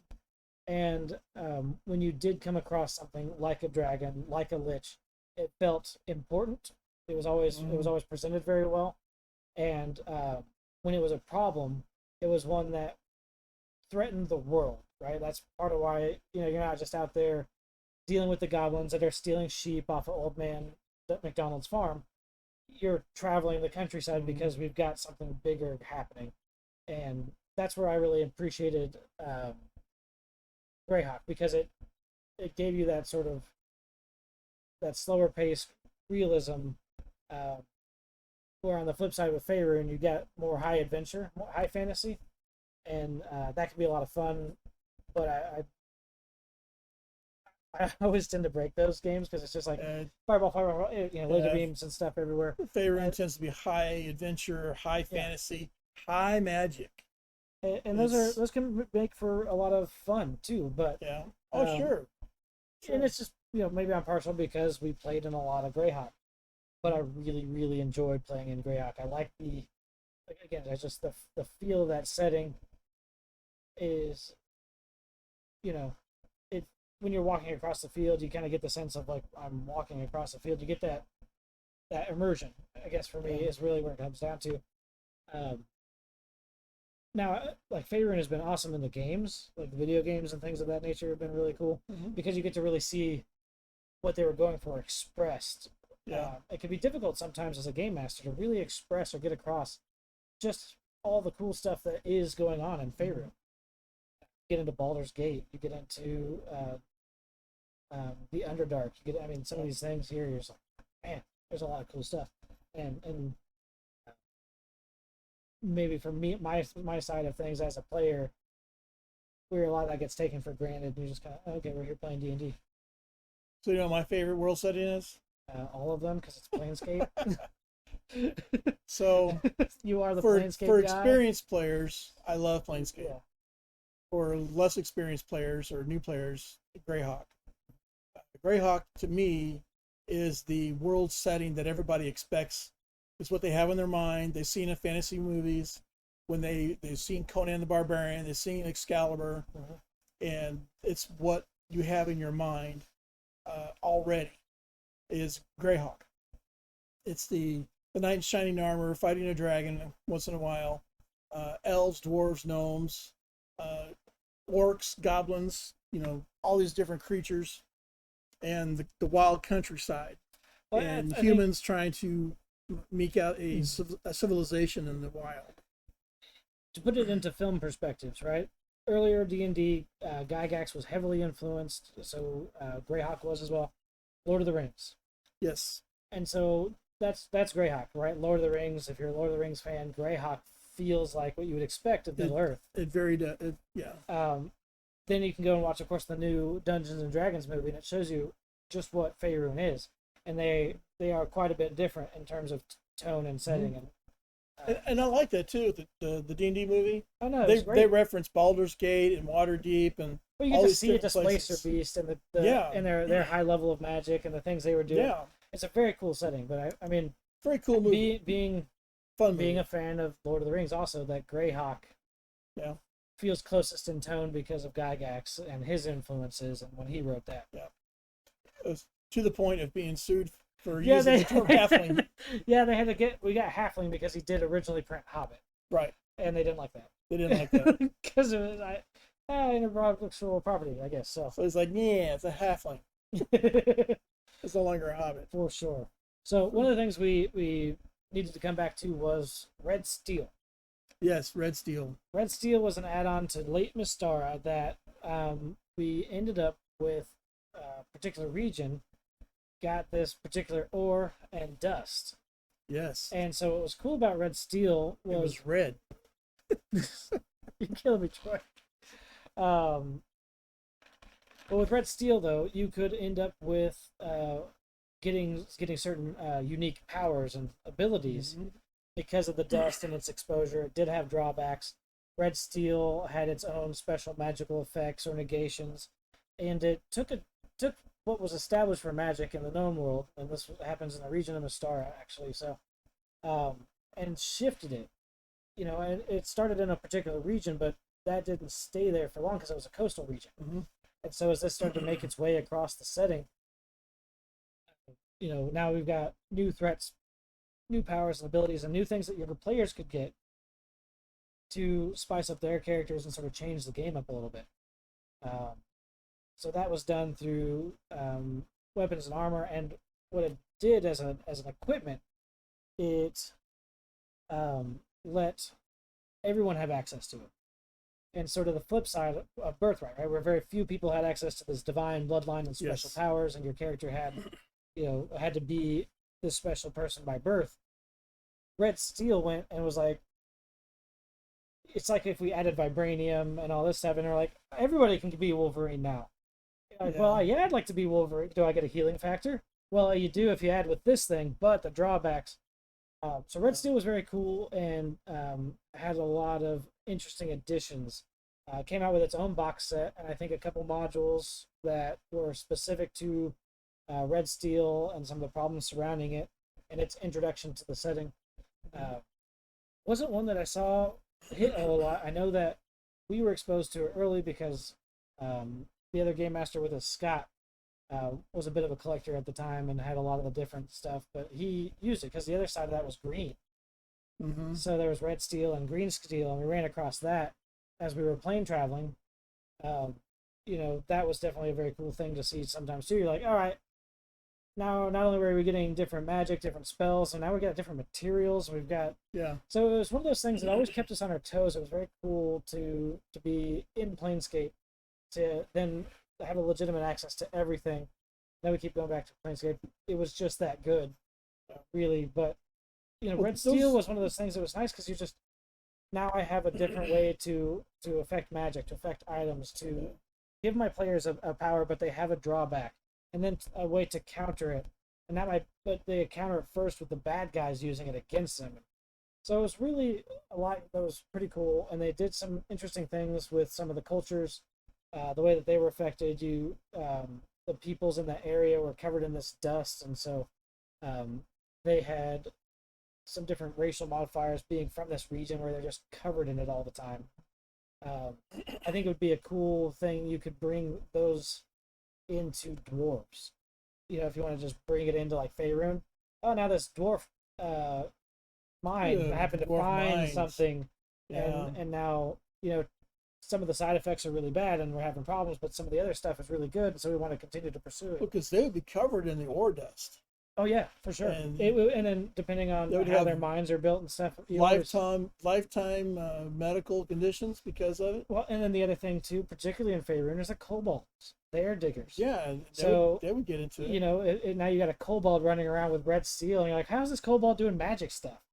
Yeah. And you're like, a second level kobold's now a threat to your 7th level party for no reason. Yeah. And you're like, okay, now we got something else going on here. Well, there's a reason he's running around with C4. Essentially. So Red Steel would be one of those ones that was a late addendum into the Mystara setting, kind of like Hollow World was. That was an early addendum because the world was always meant to be hollow. But there was a lot with Mystara, and I'm really surprised that it didn't make it into Advanced. They played it in Basic, and we never saw an update for it. Yeah, it never. I didn't see anything in the write-ups on it that it came forward either. Yeah, and there's a lot of things. How many times did we figure out? 4 different times when it was expanded. Yeah. So there's a lot of material there for it, and it was there for the red and blue box sets, the original 5 sets. Yeah. But it never came forward into any of the AD&D stuff. So I think that's something that could have been. And one of the things I would put out there to different DMs when you're making your own world setting, if you come across some of this older material easily, and what's that reprint? Drive-through RPGs. Drive-through RPG. A lot of this, yeah. You can find it there relatively cheap. You can use it if you don't use it as the entire world setting itself. You can get it cheaply and then use it as an inspiration for building your world setting. Just borrowing a map can give you a huge leg up on starting your world development. Yeah. And so here, let's talk a little bit about some of the world setting criteria that we've developed. Yeah. So we got my notes. You stole my notes. Right. I stole your notes. Yeah. So each of these world settings are going to have these criteria in them, and of course, they use their flavor of the world setting to design them so they're specifically for that world setting. And before we get into this too deep, there's certain questions you'd want to ask along the way that help you flesh this out. We're going to talk broadly about the points we've identified that you're going to want to touch on to develop a mostly full world setting before you get into the details. Yeah, the details. Like this town with this mayor, that's where you get into your modules and you write from the bottom up. Once you've kind of got the broad sketch done, and we're going to be talking about broad sketch here. And if you go back and you see some of our other shows here in Through the Realms, we hit each of these points without trying to beat them to death about this process. Right. Some maps. Maps is the big one. Maps is a big one. And I can't draw. There's a lot of cool map making methods. There's a lot of really cool tools that have come out digital. Gwydion and us, we're big fans of Incarnate, but just simple, etch-a-sketch style. I've seen people that take handfuls of rice or beans and they'll throw it down on the parchment and then outline. Yeah, I've seen that technique. It's I can't draw. I could probably do that. Well, tracing gives you a very dynamic and organic line instead of there's a bay and there's a. So there's different ways to put the maps together, but ultimately, whether you make your own maps or borrow some maps or you need somewhere to start, even when it comes, we got Planescape up there now. Is it behind me? Oh yes, Greyhawk is up and it's not on camera, so it doesn't matter. We got too much in the studio, but even if you have that map and you say, all right, I got my adventure. I want to do something with dwarves. There's some mountains, so I'm gonna put a dot on the map. And now this is the town of Ye Old Town, and this is the problem they're having. And then so just having a map lets you start writing an adventure. It lets you start getting into the story without having to do all the other development work outside of it. And your story will help develop your map. And by that I mean, we're talking about kobolds in a mine. Well, they're gonna have to be in the mountains or at least some big hills. Right. If you're talking about orcs in the woods, well, guess what? Now you got to have a forest nearby. Yeah. So your adventure type will help develop your map. Even if your style is from bottom up and you want to start writing your adventures and your stories, once you get the small map of the area, then you kind of figure out, well, all right, we're done with this problem and we're going to move into the next town or something. We start sort of sketching out in rings your region. Well, your region is part of some sort of other political entity, right? Is it a kingdom, a barony, and as you get out into the concentric rings, you'll be able to develop your maps from there, and you'll do it in stages rather than I have to understand all of the United States. Now we're in Arizona. Now we're in Flagstaff. Like you can start in Flagstaff and figure out what that looks like as you go out. However you do it, it's typically easier to start at the bottom and then work your way out if you don't have a whole setting or thematics put together yet, or you just want to place your story in a particular area of Faerun or Greyhawk or your chosen world setting. So you take, if you use a pre-made one like Faerun, you can take that map and lay it down, put a piece of typing paper over the top of it, and trace the area. Don't push down real hard, but you trace it all out, and then handwrite, the name of this river, the name of these mountains, the name of this lake, or whatever, and then get out some colored pencils, even crayons, color it all up, ink it out with a Sharpie marker or an ink pen, and you have a map that your players will have a lot of enjoyment out of. And you don't have to make it very detailed or include the name of everything, because it's a map that they found. So it could even have something wrong on it. Instead of X marks the place, X could mark, where there's a trap. Right. I found this trap the hard way. I want to make sure that the guys don't get it. So your maps. Right. Well, so to Troy's point, what he's talking about there, that can be a great thing for a handout if you want to make handouts, or if you want to borrow something for your own adventure, retracing it instead of just photocopying it, and then you've got some jerk player who's read everything and knows it all. It's like, oh, well, we're actually over here near Am. You're like, no, this is not that. I promise. Even retracing or duplicating some of those maps can be super helpful. Here we got. Let me pull that up for you, Troy. So is this the one for the goblins? Yeah, it's the goblins and bugbears. Yeah. And well, here we go. I'm backwards because it's a camera and I can't turn my wrist. Get it, go that way. Nope, the other way. There you go. That's close enough. There we go. But he managed not to eat the colored pencils when he did this. Not all of them. So, it can even be something as basic as a sketch in your notebook when it comes to sort of placing your adventure in something that's a little larger than, just this dungeon. Maps are one of the things, from the high-end professional stuff to the bare bones module, or your homebrew. If you're just getting started with something like that, a basic map, it doesn't have to be anything crazy. So when you're putting your maps together, I would suggest one for the players and then one for the DM. Because you don't want to keep grabbing theirs and looking at it, because then they're wondering what you're looking for. So have your map that has all the true stuff on your screen on your side, and you know where they're going. On your map, you can even take your pen and mark a dot of where they're walking, so you know where they're at on the map.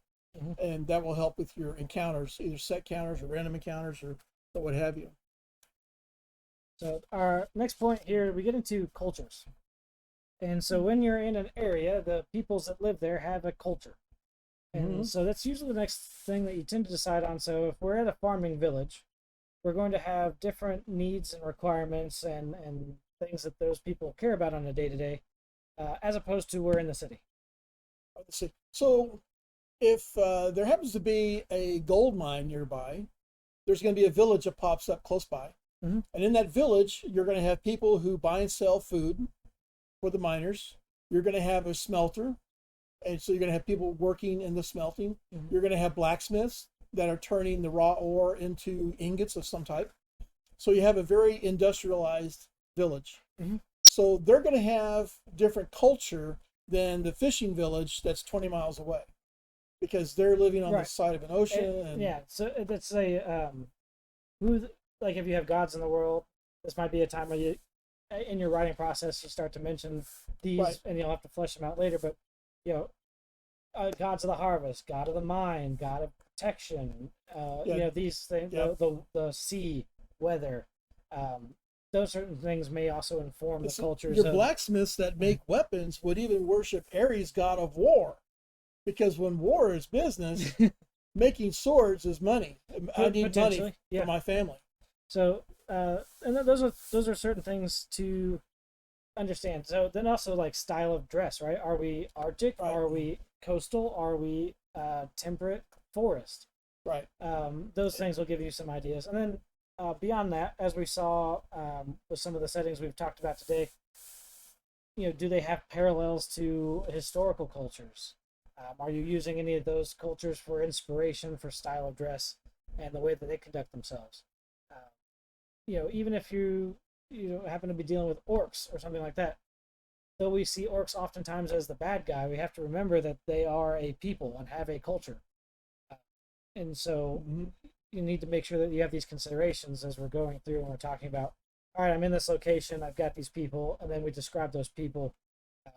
Even a few lines of, the Harvest Festival is this, they tend to have this industry, and they're accepting of outsiders, will offer aid to anybody. You're like, okay, well, now I've got a general, at least enough to kind of give me something to maybe role play with my players if I'm writing something from scratch, or I kind of know, I'll be going into this area, what do I anticipate that I'll need to present.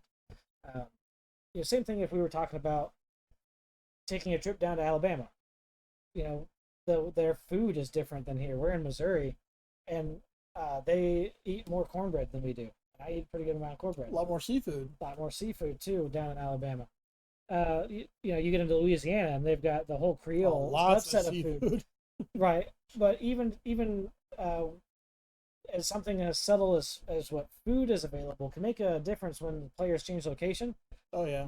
They might still be in the kingdom of Bob, but over here on the coastal side versus over here on the farming side, the readily available foods can kind of clue them into, there's a subtle shift across the kingdom and cultures and things like that. Oh yeah. Yeah, the food will have a big influence. The zone, whether they're in woods or by the ocean, and the desert is going to have a huge influence on their culture. And cultures, any way that those people react as a group to survive as a group. Everything from religion to food to clothing, their language, everything is going to affect that. For sure. So now that we've sort of established a people, then we're going to start talking about their history. And we don't need necessarily 35,000 years of history like Faerun, but a little bit of history in that, this village has been established for 4 generations, and the current mayor is descended from the original founder.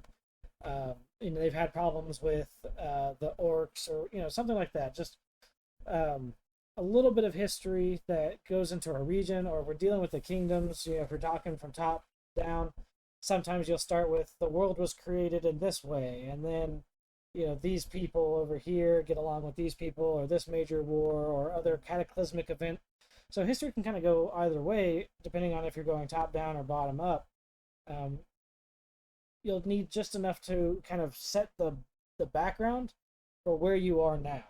So, if we're talking about World War One, you have to go and back up a little bit before the assassination of Archduke Ferdinand.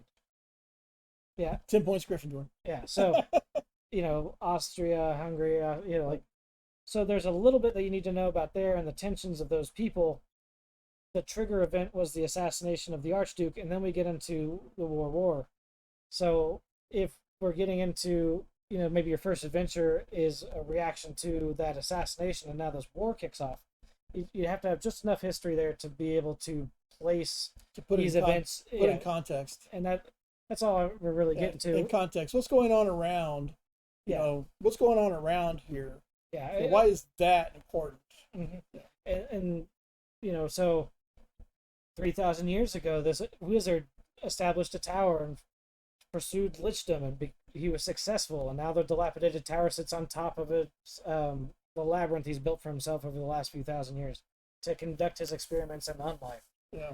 You know, stuff like that. If you're going to have, you know, now we have to go and challenge the lich, or we're starting to see zombies attack the outside. Right. It puts it all into context. Yeah. So why is it important now? Exactly. So that's what we're talking about when we get into history, whether you're going top down or bottom up.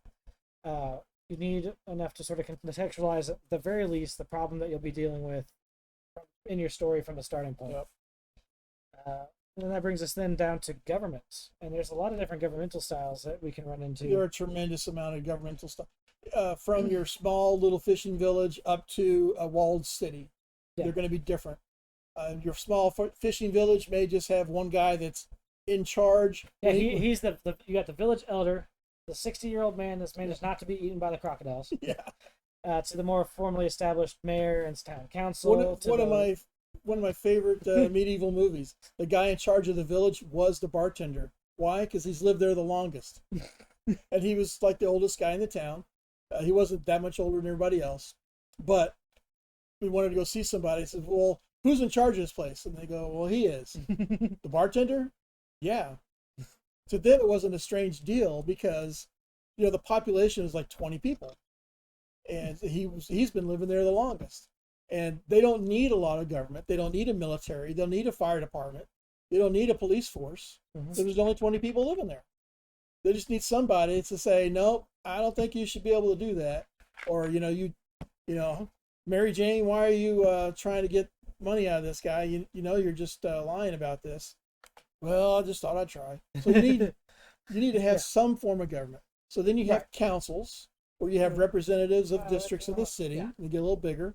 You have other kinds of representative, but you also, in a lot of these military early forms of government, and even today, you have corruption at all levels. Well, that can definitely, as you're putting these things together, if you have a council, that can always be, you know, as you make note of the members, like, oh, this guy you can buy off, or is in league with the Thieves Guild.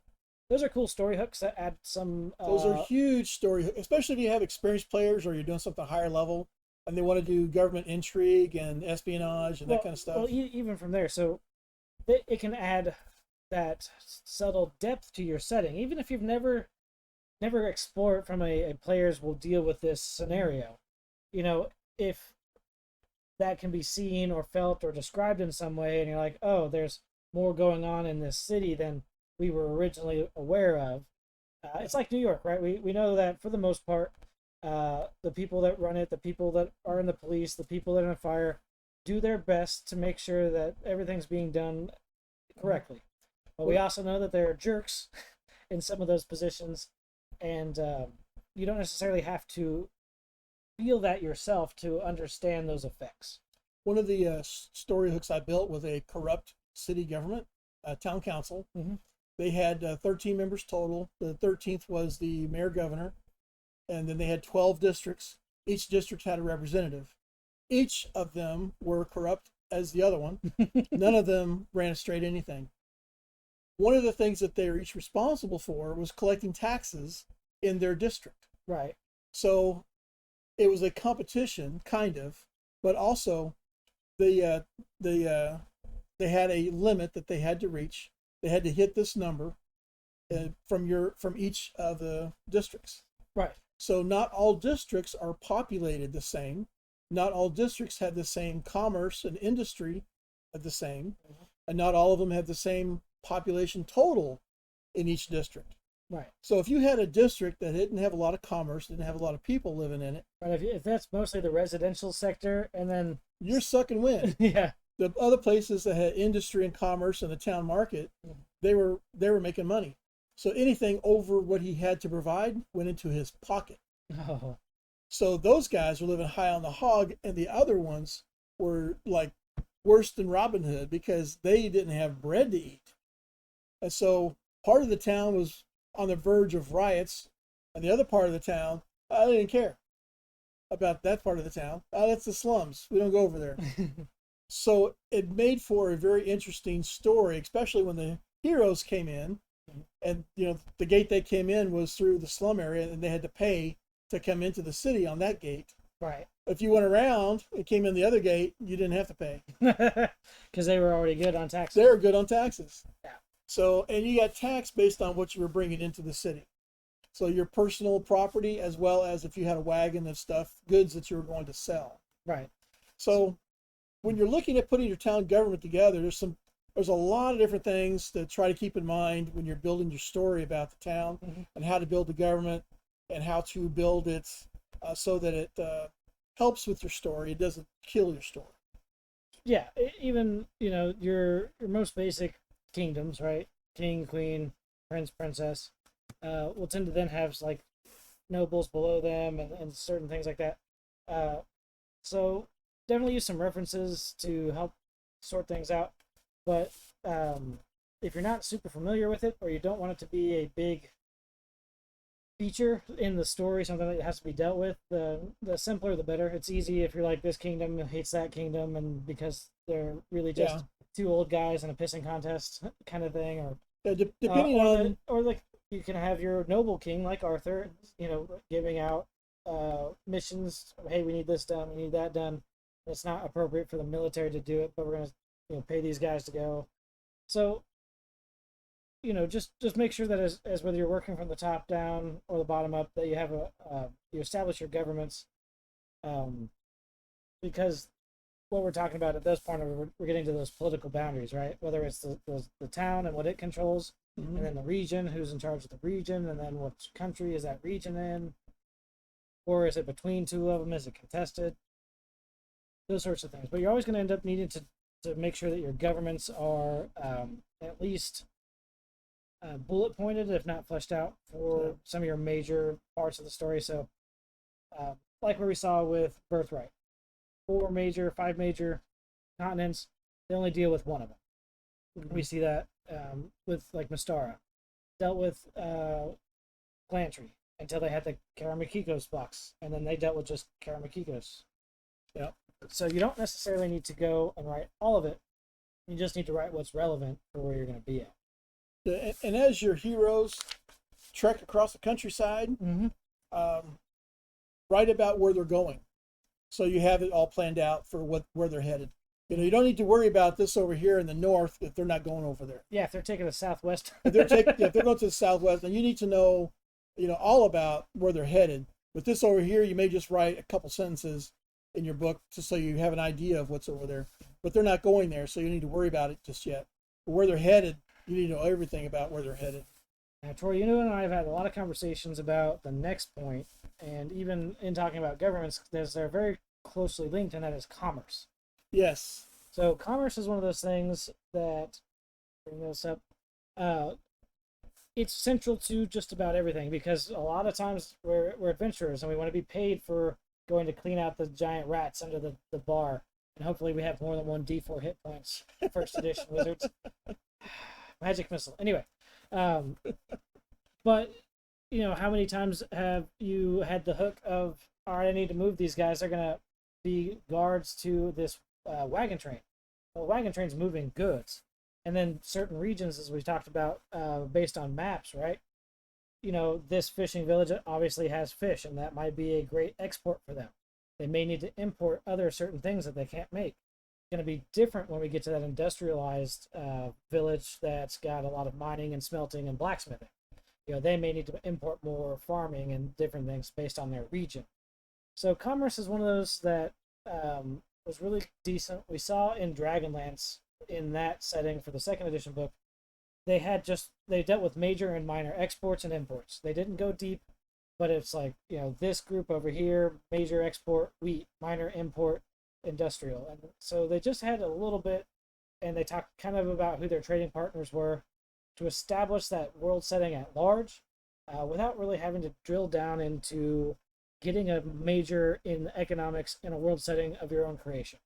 Yeah, if you look at your map, it's going to answer a lot of those questions for you.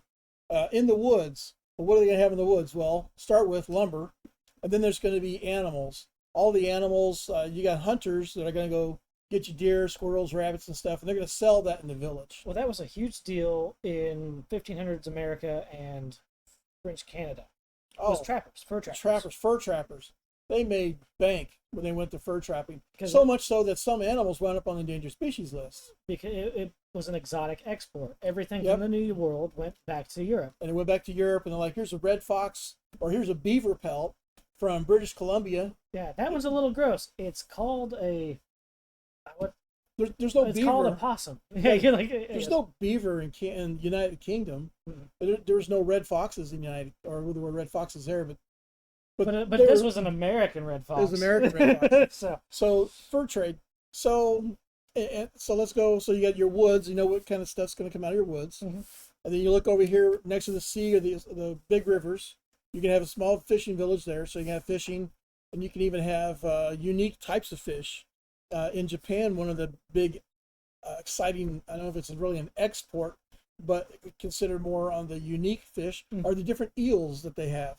Oh, there yeah. are different eels everywhere, and they eat them, they love them. And that can be true, too, as your shallow water, freshwater. Yes. Or do you go deep seawater fishing, and the different kind of fish you can pull out of those. So while you're thinking about commerce and planning, here's farming, here's fishing, here's I got gold mine up here.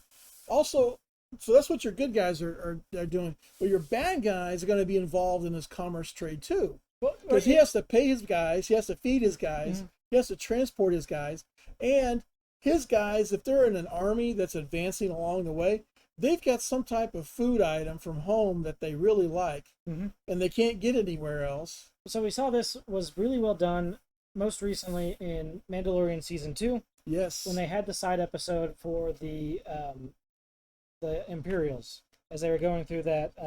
the stupid biscuits. Right. But it was, like, we're prior military, so, I actually kind of like those dry piece of crap crackers that they gave you in the MRE. The ones that come with a warning that says you must drink 1 quart of water. They will dry you out. I mean, if you had your choice between that and a saltine, you would eat a pack of saltines before you ate the MRE biscuit. But I like it. And it was same to them. And it was just, as Imperial soldiers, they dealt with this food stuff. And that was part of not only like something that you would find in their culture, but from their, you might say, region, right? If you were to separate them out on a like a planetary style. So if your bad guys or antagonists happen to be another kingdom, then to Troy's point, they have their own logistics. They have their commerce, their industry. But to a thieves guild, those guys are going to need to find supplies, pay for their hideout or not, bribe officials. You're going to be involved in commerce in a different way. So you can also thieves guild. So you're going to have an assassin once in a while. Assassins sometimes like to use poison, and poisons are not something that's easily obtainable on a legitimate market. So that in and of itself is going to become an adventure to find. Well, sure, and that allows you those black markets, particularly if you're in a city setting, you'll be more likely to find your black those. Market's going to have poisons. It's going to have the crackers that nobody else has. It's going to have the exotic meat that nobody can get anywhere else. What is all this? Oh, that's dates and figs. And you're like, well, that's from half the world away. How are these fresh? Yeah. Stuff. For sure, there's going to be some interesting things you can do with commerce based on the story that you're telling and the players you have involved. And by players, I mean your NPCs, your nations, or not. So. Also, if you have a rich bad guy, he's going to have the bowl of fruit out on the table, because a bowl of fruit is going to be expensive back in the day. Bananas, oranges, and apples, those came from different continents. So to have that on his table, fresh, is a very big deal. That's why they painted a lot of fruit, because it was expensive. They painted a lot of fruit.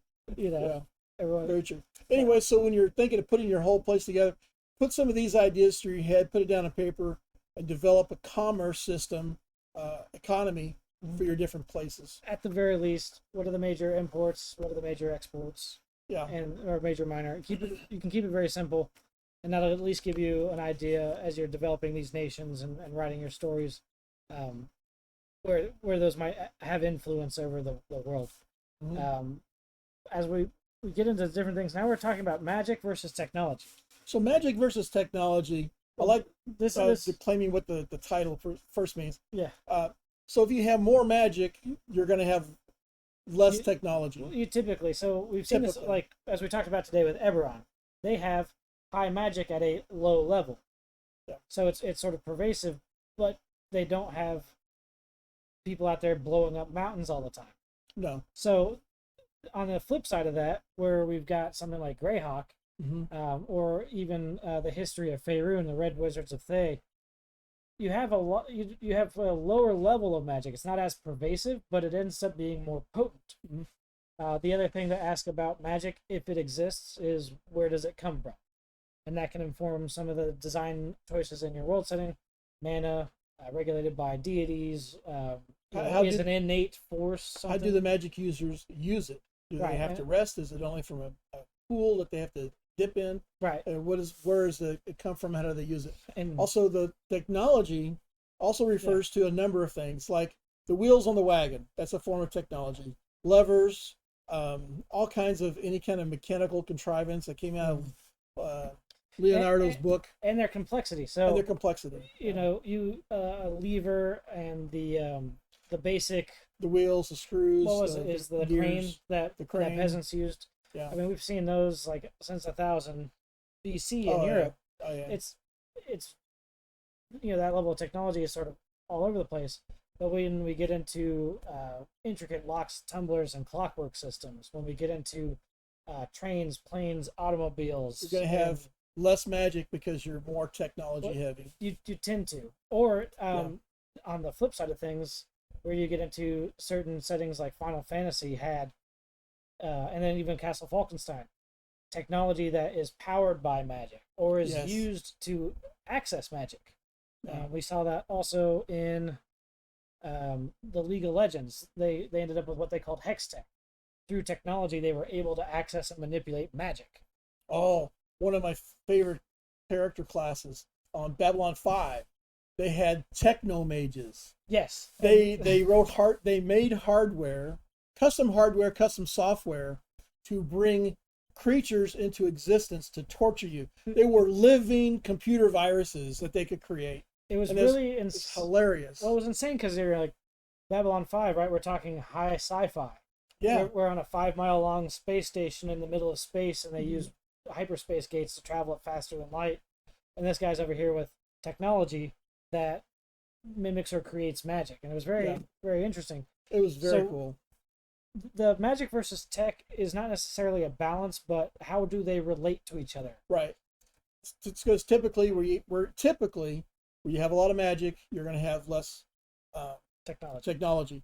But keep in mind, there will always be a certain level of both in your fantasy setting. They tend to. Even if you go with something that's no magic whatsoever, it's still in legend. It's still in stories. Right, and that we've heard about it. That could just be medicine or things like that we've come to understand, like in the modern era. Yeah. We're like, oh, this is a love potion, like, or if you take too much of it, it's a poison. And right. Even water has a toxicity level. You drink too much water too fast, it can hurt you. It will be in there somewhere at some level. Yeah. So it's something that we will need to decide for your world setting. Yeah. Where do you want it? How do you want it? Myth and legend, or full blown fighting dragons. Or you could go like we were talking about with some of our stuff, Reign of Fire, where you're fighting dragons with leftover military helicopters and Russian tanks. And Russian tanks. I love that. Yeah. That is totally possible. It's a lot of fun to see that sort of stuff out there too. Again, it's how they relate to each other. Does one affect the other, or are they on a balanced scale like you tend to see in classic fantasy settings? So that's where we're talking about magic versus technology. And you can have anything in your world. Try to remember to use this word, justify. If you can justify why this thing is like this in my world because X. Mm-hmm. And so long as you can justify it some way so that it makes sense, the players will get along with it. Try to resist the urge of saying, well, I'm the DM and I said so. That justification sets that mechanic, that thing in its place in your world setting. Yeah. It's like lightsabers in Star Wars Hmm. or the Force, and so, like why they have some justification as to how that works and why it works, and then it makes sense in the setting, and you sort of just it is. It helps create the system Yeah. and make it real to you. Hmm. So definitely there. And then the final point that we talk about when it comes to world settings and putting your world together, uh, the lore of the world and points of interest. So, what is the creation myth? Are there deities, and how do they interact with the cultures and world setting? What makes yours more unique? Why is Forgotten Realms, how is Forgotten Realms different from Greyhawk? Well, there's 1,000 differences. Right. Uh, Even though they're largely, you can, when you put the Venn diagram together, there's a lot of overlap. There's a lot of overlap, sure. But again, so but they're different and unique. That lore, Yeah. the writers of Faerun went crazy and they gave you 35,000 years of history. Yeah, that's four different calendars, and if you have these, if you're dealing with your standard set of fantasy races, or you're going to grab some of the more exotic, their lore and the world setting of how they exist and how they understand the world came to be and that sort of stuff can help put those races into their place in your setting. Dragonborn weren't on Faerun until the Spell Plague of the 4th edition, when Aber and Toril overlapped, and then they were deposited and then they separated.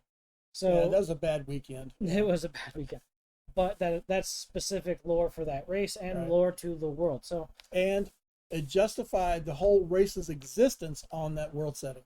Yeah, so that's where you'll get some of this, where you get into some of the more fantastical, and then your points of interest might be those old ruins from 10,000 years ago, and perhaps there was a queen that sent a barbarian and a thief to go and steal the horn of Dagoth,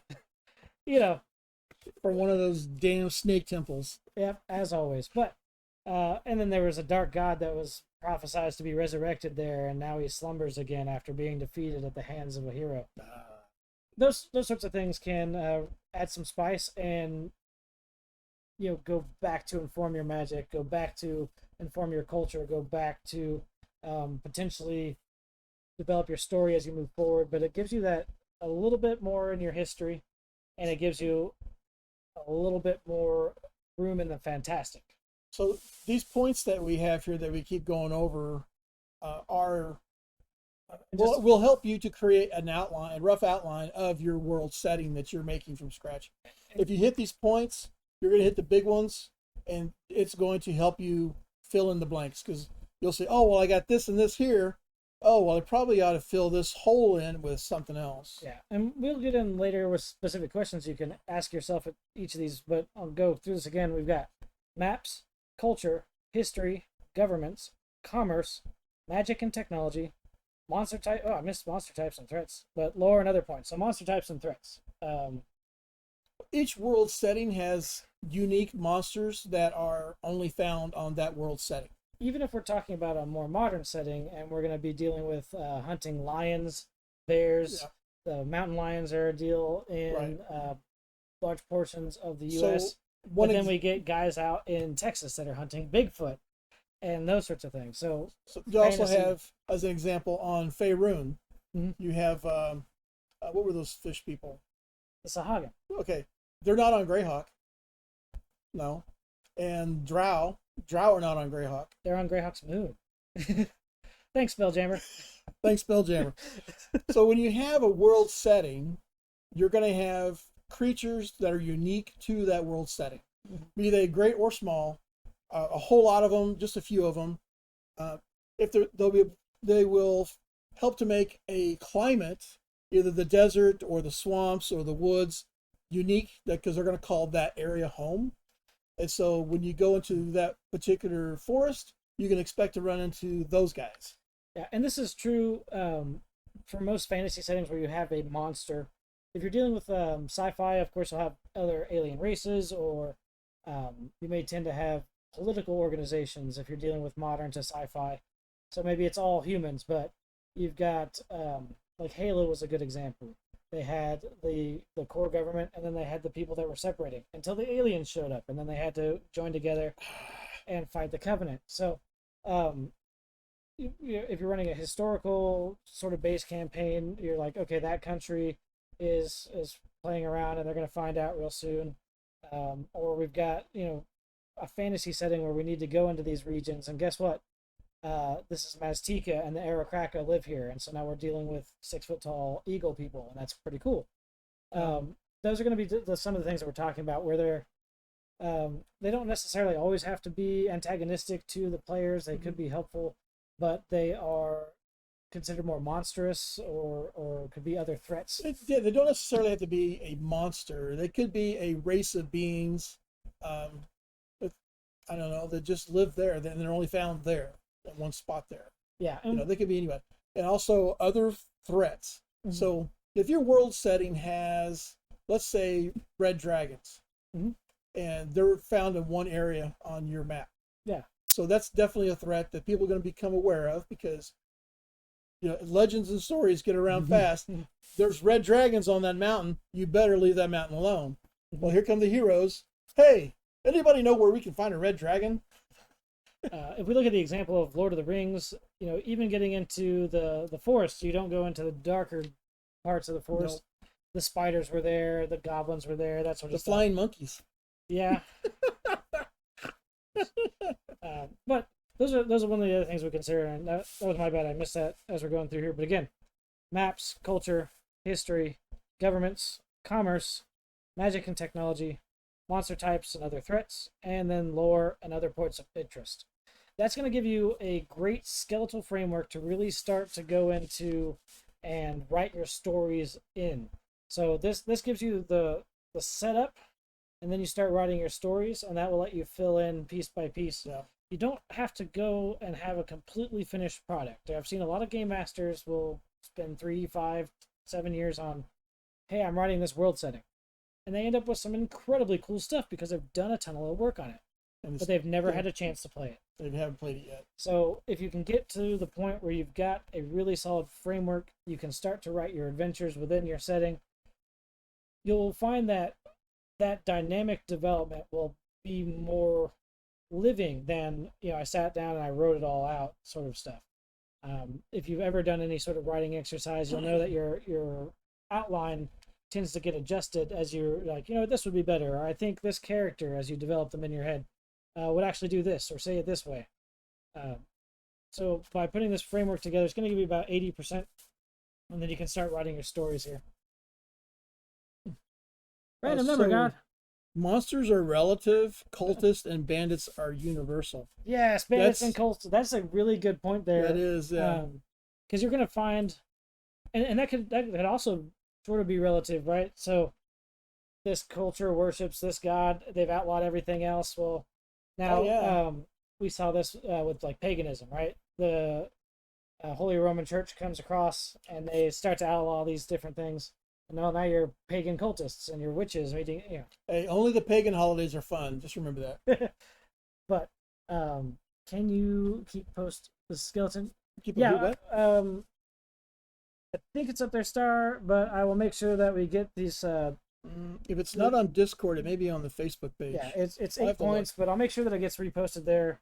Yeah. And I will be sure it's in the comments of the video when this stream gets moved to YouTube for all of our YouTube viewers. That way, no one's left out. So we got monsters are relative. Yeah, cultists and bandits are universal. It sounds like somebody playing Cthulhu also. We know that guy. Yeah, they're not snake people. They just worship snake gods. Well, if you have an evil god. Yeah, I do want to say thanks again, Random Number God. Sorry I didn't see you sooner. First time chat, we welcome you to I Want to Be a GM. And people that worship an evil god typically turn into a cult of some type. Well, they so in your general fantasy, your general fantasy stuff, yeah. Right? So, evil tends to be relative to the standard or the normal moral order, and so typically, if you're human sacrifice and that sort of stuff, you can't have that out in the open because there's probably some law against it. Yeah. And so it does have to be hush hush. It does end up secret societies or cults or in that. A lot of evil cults went into human sacrifice. and unless you were a large cult Mhm. like the Mayans and Aztecs, and they slaughtered thousands of people a day Right. for their gods in the So- open, because they were such a large. But you gotta keep in mind there that applying cult to there is relative to our moral standards. Right. Because for them at the time, that was their fate. That was how they operated. That's how they And operated. that's something to keep in mind as cultures clash. Yeah. So, but say as people are moving around and stuff, they would end up being seen as cultists in a different culture's eyes, and so they would be underground, and that could be points of conflict. And So that would be a really reason good- why yeah. all the paladins decided they were going to declare war on them. And yeah, so So now you got a war going on. points of conflict. That's a great point, though. I really appreciate that. So Yeah. Was there anything else that we mentioned? If anybody's out there regarding the lesser known systems that we've covered today that you'd like us to see again or mention again, we've got the books here. You can also, when this goes on to YouTube, give us a shout out. Let us know if there's anything that you would like us to cover. Let us know if you're playing Eberron. Let us know if you played any of these systems and if you had fun with them. Troy and I were both really kind of impressed taking another look at Mystara. I'm actually going to play that one game at the library. Yeah. So, and it does seem odd that it didn't go past basic. Yeah. But that's just us. So, we got the skeleton. Troy, what's it say over there? We got Yeah. What? viewers, people. There's actually 3. Everyone's lurking, so that's fine. But with if there's no other questions, there we go. Randomly goes. I always include some cult or banditry mission early-ish on in my campaign, so that even if the setting is quite alien, there's some familiar territory. That is a good idea as well. But Yep. some of the things that Troy and I have talked about as we coach game masters that are moving behind the screen, particularly when it comes to maybe grabbing a world setting, is having that common language, that sort of base understanding for all of your players. And that particular kind of mission, going out and finding the bandits, is something that we can all sort of understand. The highwaymen. Yeah, there's always going to be bandits. Yeah. Somebody that doesn't have money that wants to steal yours, Mhm. and regardless of the setting, the game type, whatever. So yeah, that's a great way, particularly to introduce your characters into the world setting, and have something that they understand. So you don't need to start to info dump or something on them immediately before you really get into your settings or your stories. That is, Includes some cult. yeah. That's Always include some cult or banditry mission. All right, go and stomp out the cult that's been stealing children, or there's maybe just creepy and we need to figure that out. Or the bandits, right? There's always bandits. there's in the always woods, bandits. and that's a great way to get your Yeah. low-level party together, to get them Absolutely. focused on going in the same direction and to introduce them into the world. So, good tip on that from Random Number God. Thank you again for joining us. Fantastic. What time is it? It's 4:13, so we're actually about ready to wrap up today's Yeah. stream. If you guys want to find us, you can find us at a myriad of places. Troy, let them know where we can You be can found. find iwannabeagm.com, our Facebook, Twitch, Discord, and YouTube. Yep. And I would note that on our .com page, I did some updates on there this last week. I've updated the calendar on there now, so it's more accurate, and it goes all the way up to February next year. If you have any questions about any of that, you can text us, email us, all that good stuff. Chat to us on just about everywhere. I want to be a GM. So we got links here on Twitch where you can find our Discord and YouTube. That's where you're going to find our growing community of game masters. We've got over 70 game masters over there sharing tips and tricks across a wide variety of games. So we'd be glad to get your input, and maybe you can help out some of our game masters as they put their games together. Absolutely. There's some fabulous cooperation going on there, building different things. And we're working to have some more sort of live chats and things like that for the community. Right now, again, we are coming up on VisionCon, October 13, 14, and 15 in Springfield, Missouri. We're going to be running a couple of our live event games. We've got our classic Adventures in Babysitting and a new one written especially for this year. So limited seating. Be sure to get there, sign up, and enjoy it. It's Joe's Labyrinth Challenge. And so we're going to be there all weekend. You can come hang out with us, check that out, and maybe even pick up a copy for yourself. But And that's to tease the a little bit more. Yeah. Yes, it's a tabletop role playing game, but there will be live action cosplay as part of it. So it's going to be a very interesting game, not only to participate in, but to be a spectator. Troy's not going to be in a bikini this time. We told him no more. No, not this time. And we made Gwydion put on pants. Yes. So, yes. That was not an easy thing to do. No, it wasn't. That was bad. But so we've got a couple live events. We're going to be working with our local libraries, local game stores. We encourage you guys to do the same. And until next time, I am Jester Borris with I Want to Be a GM, and joining me today, I was Troy, the Planescape guy. and we will see you on the next one. So until then, take care, have fun, and we will see you.